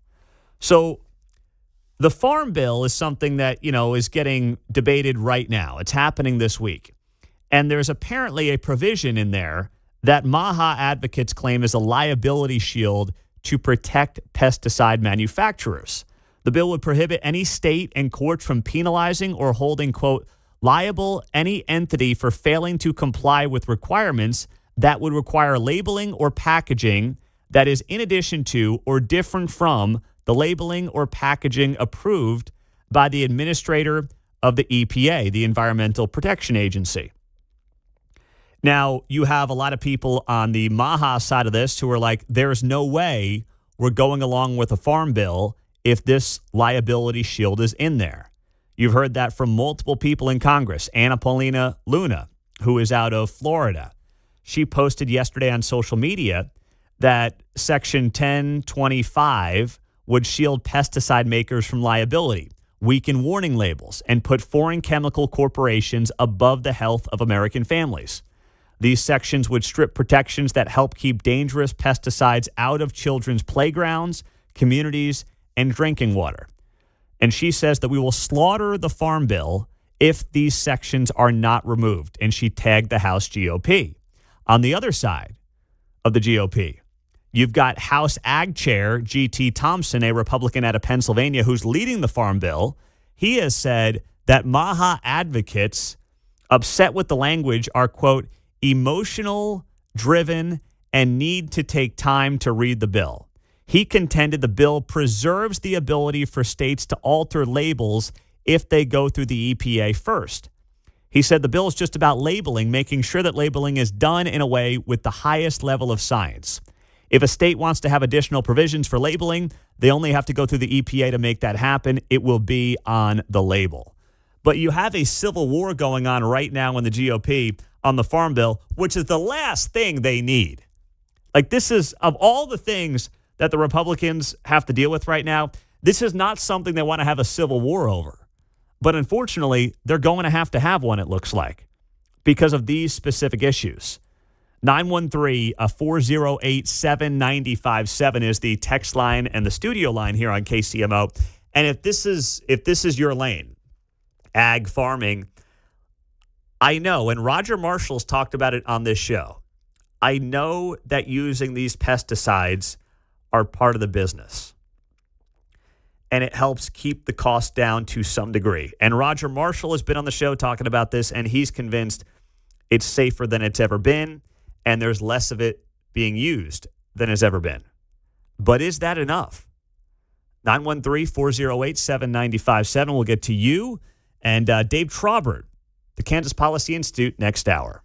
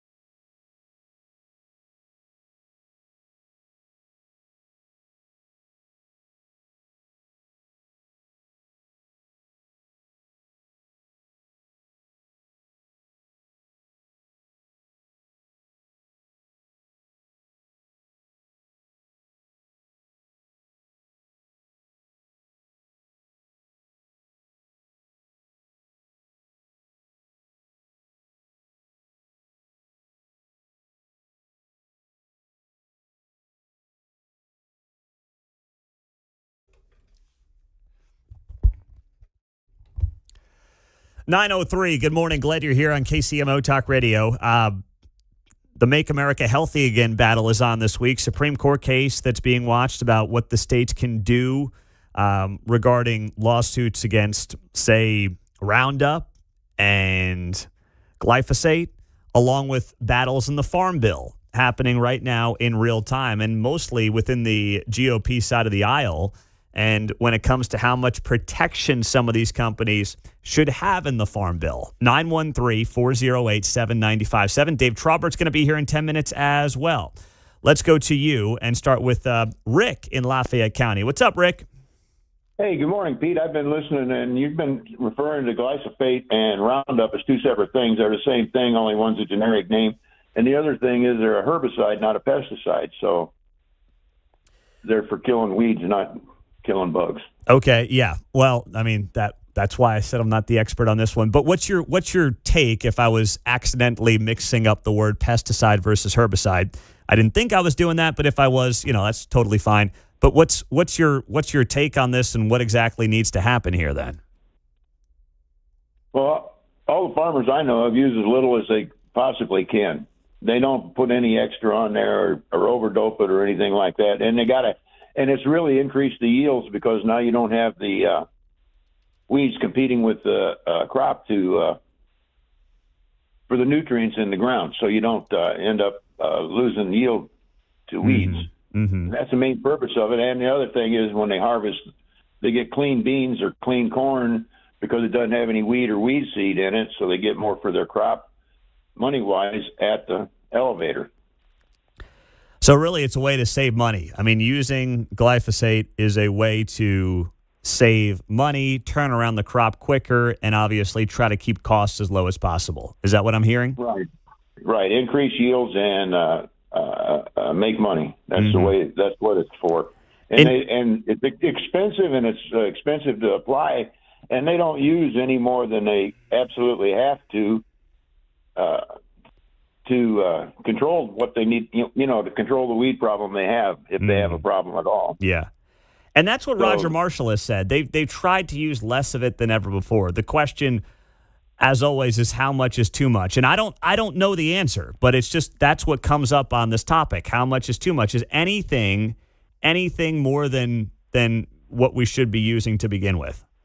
Well, the seeds and stuff have all been genetically engineered also that they can spray Roundup, which is a herbicide, and it doesn't actually kill the crop, but it does kill the weed because the weeds haven't been genetically engineered to resist the Roundup. Mm-hmm. Yeah, no, I get it. And you're right. I mean, I was going back and forth. I was reading. It's a good call, Rick. Thanks for making it. I was reading this story from NBC News, and they note here the EPA regulates pesticides and herbicides. And, what you've heard from different people, I'll give you an example here. The Farm Bill, writes CNBC, includes a provision that MAHA advocates claim is a liability shield to protect pesticide manufacturers. So I was citing this NBC article that went back and forth between pesticides and herbicides, but I appreciate you squaring that up, Rick. You're using it correctly because pesticide is the umbrella name for herbicide, insecticide, fungicide, rodenticide, et cetera, et cetera. So pesticides actually covers it all. All right. Well, I'll take that too. Yeah. All right. Thanks for telling me I'm right, John. You'll get paid this week. I appreciate that. No, I don't need to be. I don't need to be right. I know that this is not my area of expertise in terms of the farming and ag industry. But what I do know, beyond a shadow of a doubt, is that if the administration, if the Republican Party is perceived to be turning its back on the Make America Healthy Again crowd, they will just lose another subset of the base that came out and voted for Donald Trump in 2024. And it doesn't mean they're necessarily going to go vote for the Democrats, but not showing up is just as bad. Turnout is everything. And if there are people right now who feel like they were duped when it comes to the Iranian war, and let's be honest, there's a portion of the Republican Party right now that is like, man, I didn't want this war with Iran. This is not what I voted for. Whether right or wrong, that's not what I'm debating here. I'm just saying there are a portion of people that want no part of the war, voted for Donald Trump, and this is not what they wanted. They might stay home. Now, if you talk about the Make America Healthy Again crowd, which once again rallied behind a broader tent Republican Party in 2024 that Trump was growing, this coalition decides like, well, he's turned our back or the GOP has turned its back on us. We're not voting for these guys either this time. Not showing up is also a bad thing at a time when Democrats are very, very motivated. And they're motivated, we all know, not because of any policy issue, but because of Trump. I mean, that's it. That's the reason that they're motivated. Democrats get out their voters because, well, orange man bad. Not because of anything they can fix, not because of anything they can make better. But in the end, that's how politics works. If you can get your people out, you're going to be all right. And as the parties continue to shift, here's the other thing, too. As the parties continue to shift, and you get more of that Northeast Johnson County voter going from right of center to now, I mean, in many cases, totally blown woke, they are more likely to vote in midterms than Republican voters are. They just are. 20 years ago, it was the Republican voter that was more likely to show up for every election from school board to midterms to presidency. The data made it very clear in 2024 that had more people voted, Trump would have won by a wider margin. Don't believe me? Go look it up yourself. It's true. What that shows you is that Trump had a broader coalition of people coming out to vote for him, people who are non-traditional voters. In a midterm year, if your goal is to try to hang on to the House and the Senate, if you're the GOP, and you're more reliant on low propensity voters, you can't lose anybody, man. You can't. So as these Maha folks, and I'll consider myself someone who aligns a lot with Make America Healthy Again, in part because I'm married to somebody who cares passionately about the issue, so I better be on the I better be on board here. But no, I also agree with what their movement's about. I'm a fan. You don't want to cause another issue inside the GOP on this specific topic. It's not a road you want to go down. 913-408-7957. That's the text line. That's the studio line here on KCMO Talk Radio. And I'm going to reach out to Roger Marshall, get him back on the show, and talk about this tomorrow, because if the Farm Bill is now something that, causes a lot of issue and consternation within the party, boy, they're going to be in for a potential world of hurt, because this should be a layup for them. It really should not take a lot to get this done. Meantime, you've got Hakeem Jeffries, who is probably going to be the next Speaker of the House, which is just crazy, because Hakeem Jeffries, when he talks, he's right now the House Minority Leader. When he talks, I feel like you can watch him think when he speaks. He doesn't just say what he wants to say. You can watch the wheels kind of turn. The problem is for Hakeem Jeffries, they turn very slowly. So you can see the wheels kind of slowly turning. He was firing back at Caroline Leavitt yesterday. He was firing back at some of the Republican talking points yesterday when they came out over the last 48 hours and said, hey, the rhetoric around Trump has got to be turned down after a third assassination attempt. Here's what Hakeem Jeffries had to say. As it relates to anything that has been said, certainly as it relates to the comment related to maximum warfare everywhere, all the time, in connection with the redistricting battle that Republicans launched. I stand by it. You can continue to criticize me for it. I don't give a damn about your criticism. I think it's safe to say the temperature's not being turned down. I don't give a damn about your criticism, says Hakeem Jeffries. Okay, so you're not turning down the temperature, all right? You've made the decision as one of the most vocal voices in the party to not turn the temperature down. That's your prerogative, but don't sit here and tell me that you're interested in the temperature coming down. When Hakeem Jeffries says, I don't give a damn about your criticism, that nothing's getting turned down at all. And if you are wondering about any possible lowering of the temperature in this moment, there you have it. It's not happening.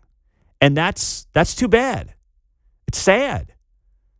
But you know what? Let's be very clear. A decision has been made. That's why Emmanuel Cleaver puts up a post here yesterday finally got around to it, or a staffer got around to it, talking about what happened over the weekend. And he just writes here very mundanely, I'm thankful no one was seriously harmed at the White House Correspondents' Dinner this weekend. By the way, wasn't a Secret Service agent shot in the chest? And if it wasn't for a bulletproof vest, he's probably not here with us right now. I'm grateful to the law enforcement officers who prevented a tragedy. Political violence has no place in America. M-dash, and the perpetrator should be prosecuted to the fullest extent of the law. Sharice Davids wrote nothing, by the way. Emmanuel Cleaver put that up. I'm not sure what's worse. Sharice Davids writing nothing, or Emmanuel Cleaver's half-hearted, I'm glad nobody got hurt, which looks completely AI generated, by the way. Dave Trabert has a lot to catch us up on the Kansas side of the state line, and then we'll get to our caller of the day. 9 o'clock hour continues next. Hey, we've had record levels of rain around parts of Kansas City the last few days, right? And hopefully you haven't had any water in any parts of your home. But there's two ways to look at this. If you have, well, KC Pier should be your first call. They're Kansas City's foundation repair experts. And if you haven't, well, don't risk it any longer. Get them out for a structural consultation today. What I love about KC Pier is that when you call them, a real person here in Kansas City picks up the phone. It's not a call center. It's not a robot. It's a human who knows the soil and the city and the concerns of Kansas City homeowners. And I had KC Pier out to the house last week. And what's great about them is they take an educational approach.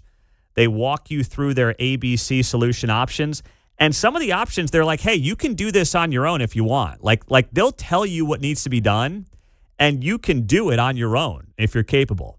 Or they'll give you options where obviously they'll fix things for you if you need it. They're local business guys doing business the right way. They're not using fear tactics or anything like that. So let them help you now at KC Pier. Kansas City owned, home of the lifetime warranty that is transferable, by the way. So where else are you getting that deal? And all you need to do is go to kcpier.com. That's kcpier.com, Kansas City's foundation repair experts.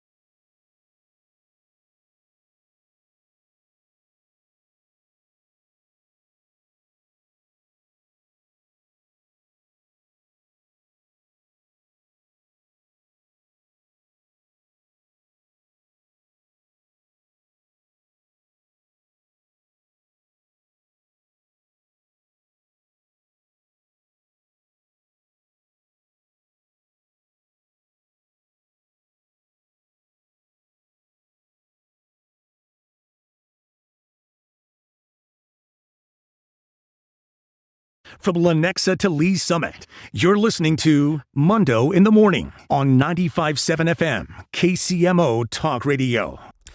Dave Trabert's here with the Kansas Policy Institute each and every Tuesday on KCMO 95.7 FM. And Dave, it's always great to have you on the show. I want to start with this story here, headlined on the Sentinel, your website, sentinelksmo.org. U.S. Department of Education cites 4 Kansas school districts for civil rights and parental notification violations. We touched on this briefly last week. It ties into Olathe, Shawnee Mission, KCK, and Topeka. Where is this story today, and what are you keeping an eye on here? Well, good morning, Pete. It's good to be here. For the most part, the school districts are saying, don't believe your lying eyes. The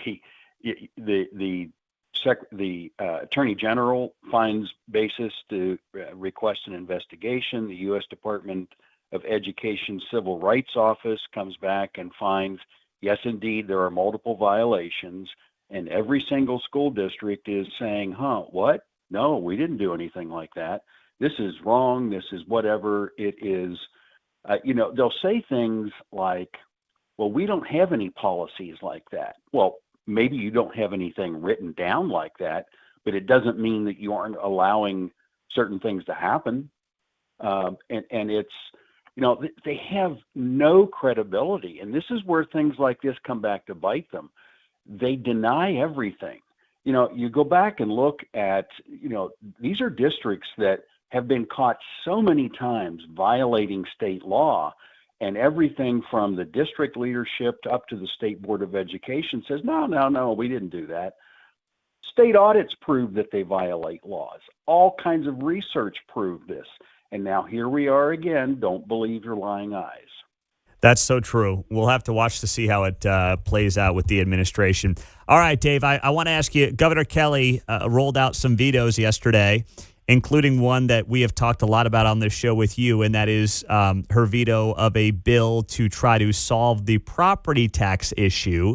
And one bill in particular provided a protest petition, which would allow people in local communities to contest certain increases in property taxes. And she vetoed that. What did you think of her reasoning for it? And for those that didn't see it, what was her excuse? Her excuse basically amounted to a wheelbarrow full of government fertilizer. She says, taxes are almost all local. Well, yeah, but that's no excuse. If the legislature has authority to stop it, and they do, if they don't, then they are complicit. It's like aiding and abetting. They are allowing this to happen, and so is she. She says, you didn't give my proposal a good airing. Well, she introduced it on the last day of the session with another veto. If Republicans put something out last minute, it's criticized as, no, this is not time. We don't have time for this. This is inappropriate. But, of course, if she does it, it's okay.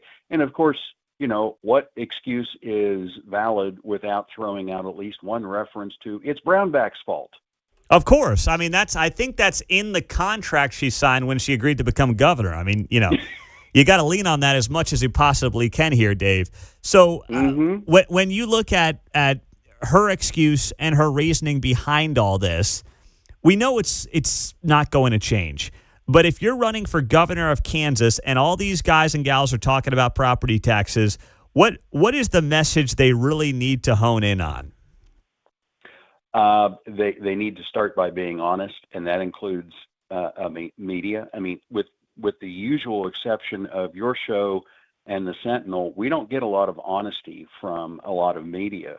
They should be calling out these false claims. They should be calling out when she says, this provides false hope of property tax relief. They said the same thing about revenue neutral, which is proven to provide a significant amount of transparency and restricting the growth in taxes. It's not rolling it back. That's a separate process that takes a lot longer, and there's a lot more complications to it. But we're seeing in the last couple of years, over 60% of local entities aren't raising property taxes because of revenue neutral. And this mill rate limit would have the same kind of suppressive impact on their decisions because they know there's a risk, there's a consequence if they go above a certain limit. So yes, of course it would help. But Governor Kelly and frankly, a lot of Republicans and most Democrats tend to land on the side of local government. All right. In the final minute, we had Scott Schwab, Secretary of State, on this morning. He's, of course, running for governor. And, he talked about solving this more at the state level and referred specifically to, hey, the state doesn't like it when the feds tell them what to do. I don't want to tell the locals what to do. In the final 60 seconds, how would you respond to that? Well, that's saying, yeah, I'd love to see it, but don't look to me for it. It is,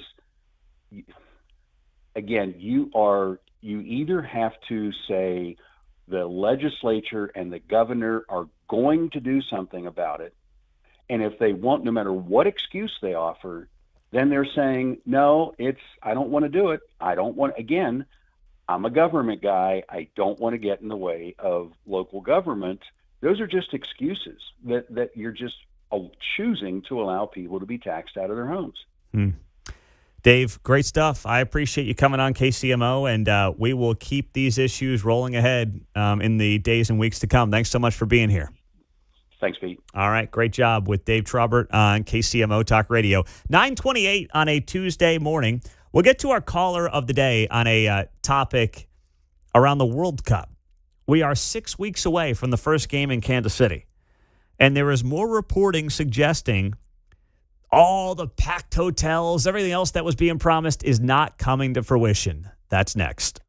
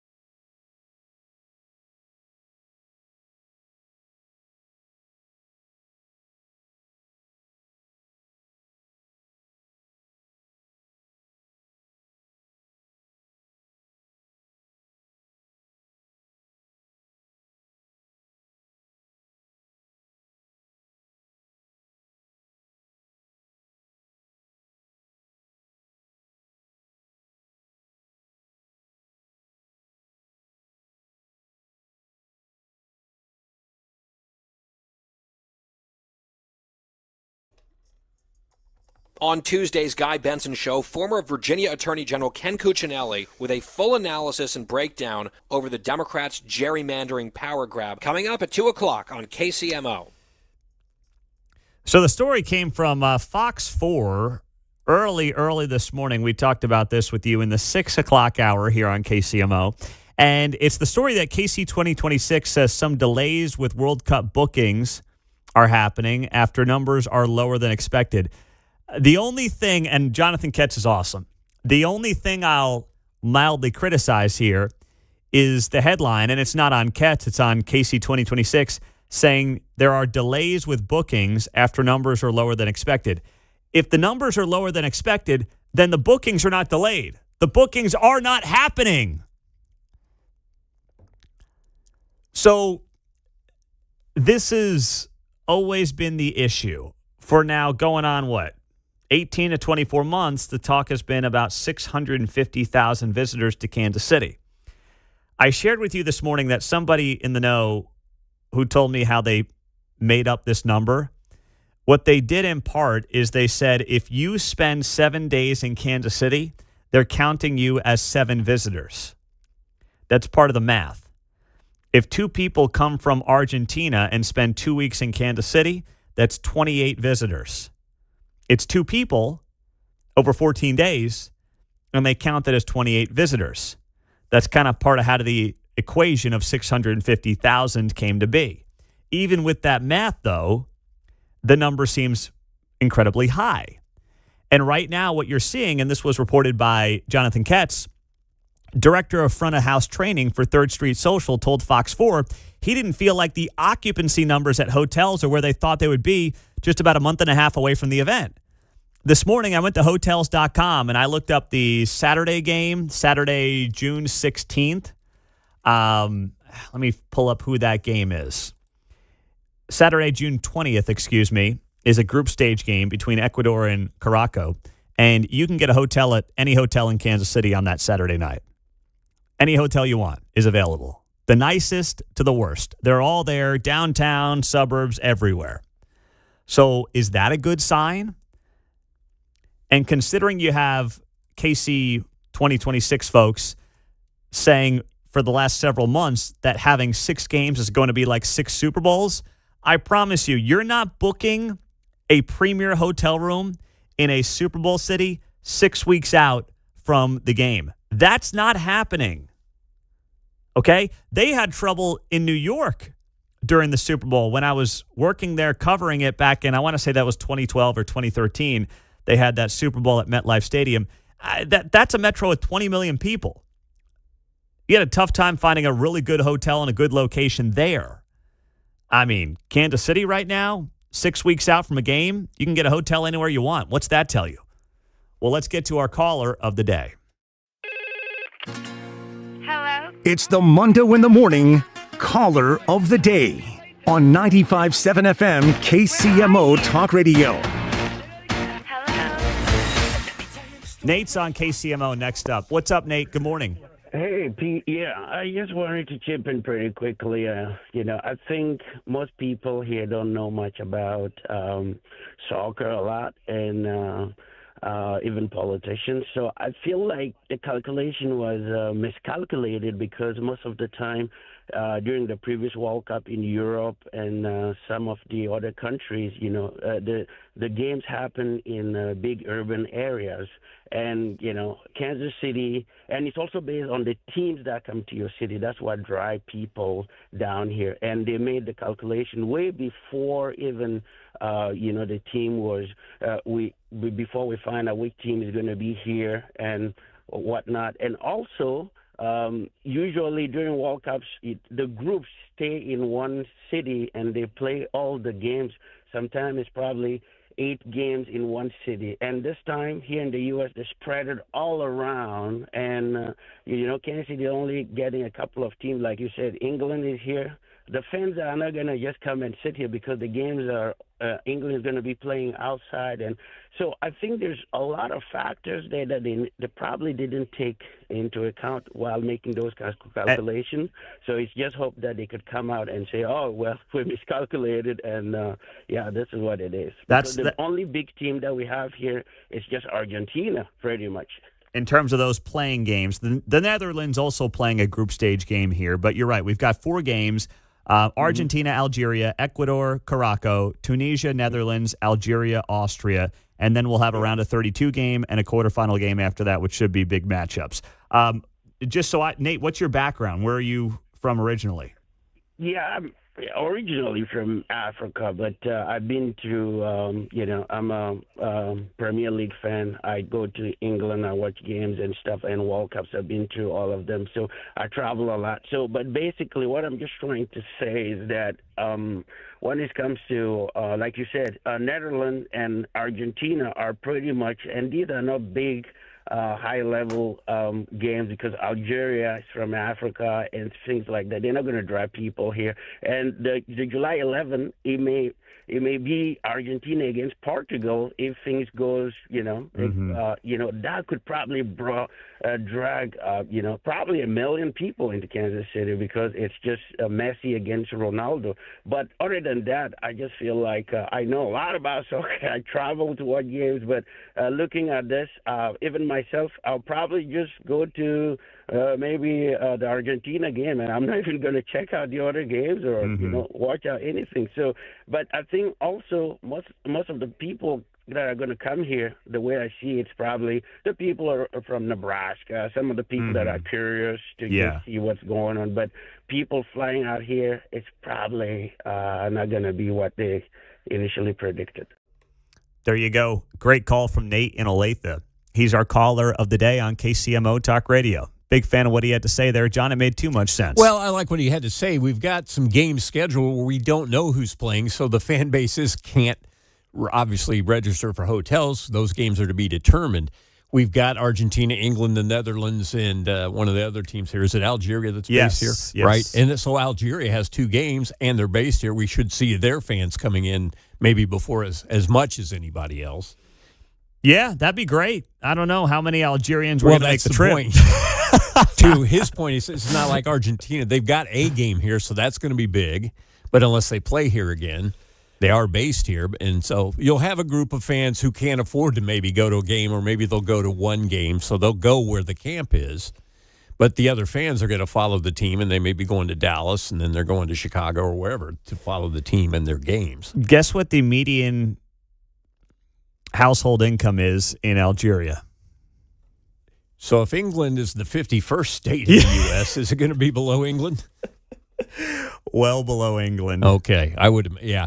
That's kind of my guess, but then I don't want to be prejudiced or stereotypical, I guess. Mark, you want to take a stab at the median household income? income? 5 figures? No. It's 4. Per year, $5,000? Close. $3,500. Woo! That's the median household income in Algeria. And that's one flight to Kansas City. Yeah, from Algeria? Yeah. So the one team that we have base camped here, who is also playing games here, guaranteed to play games here, is Algeria, where the median household income is the equivalent of $3,500 a year. Their currency is DZD, which the median household income in DZD is $480,000 a year, or 480,000 DZD a year, which is the equivalent of $3,500. By the way, that's going to be the U.S. dollar before long with the way we're trending. I mean, the median household income is going to be $500,000. The problem is, a carton of eggs is going to cost you $100. So it's like, what's it really worth? Your currency is worthless, which is what we're seeing in Algeria, where they're making $3,500 a year on average. They're not coming here. Well, it's scales of economy because this was always kind of for the rich people anyway. Yes. But per capita, there's going to be fewer rich people in Algeria. Yeah, exactly. So, yeah, the prince will be here, all right? And maybe his cousin will be here. And maybe someone else will be here, a good friend. Well, if they hurry up and book, they've got their pick of the place. Yeah, right yeah, they can stay wherever they want. They're in Lawrence, so, maybe they'll be at Bill Self's house. Yeah, sure. Bill can Airbnb a bedroom to him if he wants. I mean, what are we doing here? What's exactly the plan on all this? Having 7 princes here from Algeria is not going to drive the economy for 6 weeks. Is that worth the $165 million that was spent? I think that KC-26 is run by competent people, but it's all these tourism estimates that got way out of hand. And it's like anything else in life. When you put the bar so high that you know you can't achieve it, all you're going to do is let people down. That's it. You can't achieve these numbers. You never know, Pete. I mean, Ghislaine Maxwell visited KC's out in, where was that? Oh, yeah, where was it? There we Slater, go. Missouri. Yeah, yes. so you never know. Slater was on the news last night because they got hit with some of the storms. Yep. So, yeah, it's going to come back to haunt them out there in Slater. Maxwell can visit Slater and Casey's. So you never know. Yeah. Oh, my goodness. All right, I'm going to put a bow on this show with, I think, something really valuable historically that we can all listen to and hear from in the wake of Jim Kimmel finding himself at the center of another controversy. Listen to how an actual pros pro late night host handled an incredible moment going back 45 years ago compared to Jim Kimmel's stunts this week. We'll share it with you to wrap up the show next before Kevin Kietzman uncanceled.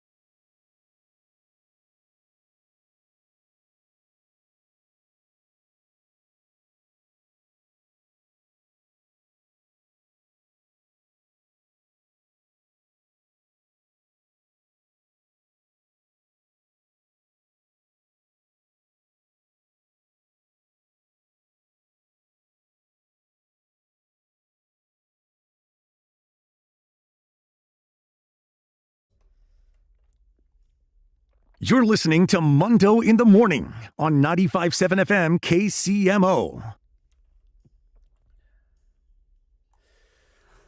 So we got Jim Kimmel doing his little dog and pony show last night. You know, last Thursday he did a joke about Melania Trump. He said this about her. Our First Lady Melania is here. Look at Melania, so beautiful. Mrs. Trump, you have a glow like an expectant widow. So that joke came down last Thursday. Saturday night happens. Trump deals with a third assassination attempt. Kimmel opens up his show last night and responds to the criticism and says this. It was a pretend roast. I said, our First Lady Melania is here. Look at her, so beautiful. Mrs. Trump, you have a glow like an expectant widow, which obviously was a joke about their age difference and the look of joy we see on her face every time they're together. It was a very light roast joke about the fact that he's almost 80 and she's younger than I am. It was not, by any stretch of the definition, a call to assassination. You know, I could buy that if it was like, and I don't know what's in Jim Kimmel's heart, but the framing of a joke matters from the standpoint of if it's Al Pacino, who's just like a celebrity who's 85 with a 30-year-old, like that makes sense, right? But when it's Trump and there's that gray area and he's the most hated man and he's someone who's dealt with multiple assassination attempts and people call him Hitler every day, like that difference between saying, well, this is just a guy who has a younger wife doesn't really work when it's Trump. Now, I've said all morning, should Kimmel be fired? Well, that's up to ABC, but I'm not going to sit here and lobby for it because to me, the bigger conversation is it's people like Jimmy Kimmel who led us to the point and led us down the road of people accepting the idea of political violence as just part of American culture. And the other problem here is that people who watch and listen to Jimmy Kimmel, liberals, are far more likely to accept political violence than those on the right. That's data that's been proven out, and there's a bunch of it that has been reported over the last couple of days. Like it's not up for debate. Those who are more accepting, not that it's a plurality or a majority, but it's very clear the data shows that political violence is more accepted on the left than it is on the right. Yeah, well, I would go further and say, just violence against your opponents. You know, not everything has been political that they've gotten off on. I had an example and it just jumped out of my mind, but I think you can think of Simone of examples that are not political and they're just social or whatever. They accept the violence against people. Yes. Here's the data, and this comes from a YouGov poll. Most Americans say it's unacceptable to be happy about public figures' deaths, but younger and more liberal Americans are more likely to call it acceptable. That's just true. 24% of those who are very liberal say it's acceptable to be happy about the death of a public figure they oppose. Yeah, the United Healthcare guy was what I was trying to think of. Oh, the CEO. Yeah, of course. Yeah, that's right. Luigi Mangione is the one who killed him. Right. Of those who are very conservative, only 7% say it's acceptable to be happy about the death of a public figure. So the story and the conversation is really much more about how Jimmy Kimmel's audience is more likely to be accepting of the death of someone they oppose. And it's people like Kimmel who just continue to fan the flames. And when they have a chance to turn the temperature down, they say, nah, screw it, I'm good. Let's go back to Johnny Carson. He hosted the Oscars in 1981.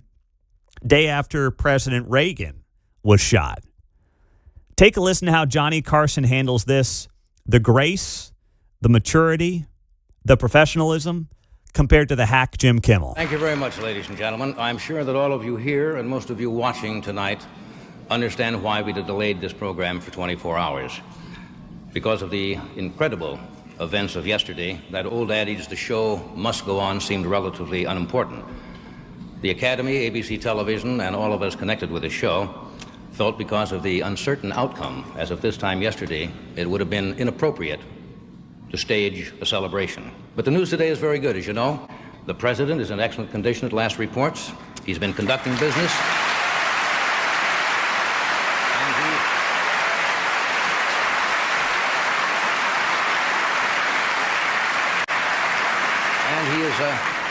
And he happens to be in very good spirits. After all, you must remember this is a man who yesterday, while he was in the hospital unable to speak, wrote on a sheet of paper, "All things considered, I'd rather be in Philadelphia." So tonight the show does go on. Now, 2 weeks ago, President Reagan videotaped an opening greeting for this occasion. We were in contact with the White House about 2 hours ago, and it was the President's express wishes that we use that introduction. And I might add that you might like to know that he also asked for a television set in his room so he could view this program tonight.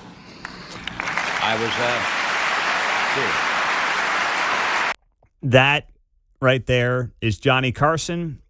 Oscars in 1981 for 53rd Academy Awards, 24 hours after Ronald Reagan was shot. Could you imagine Jimmy Kimmel doing anything like that for President Trump? If, God forbid, the worst had happened. Of course not. And with that, Keatsman Uncanceled is next. Have a great rest of your Tuesday.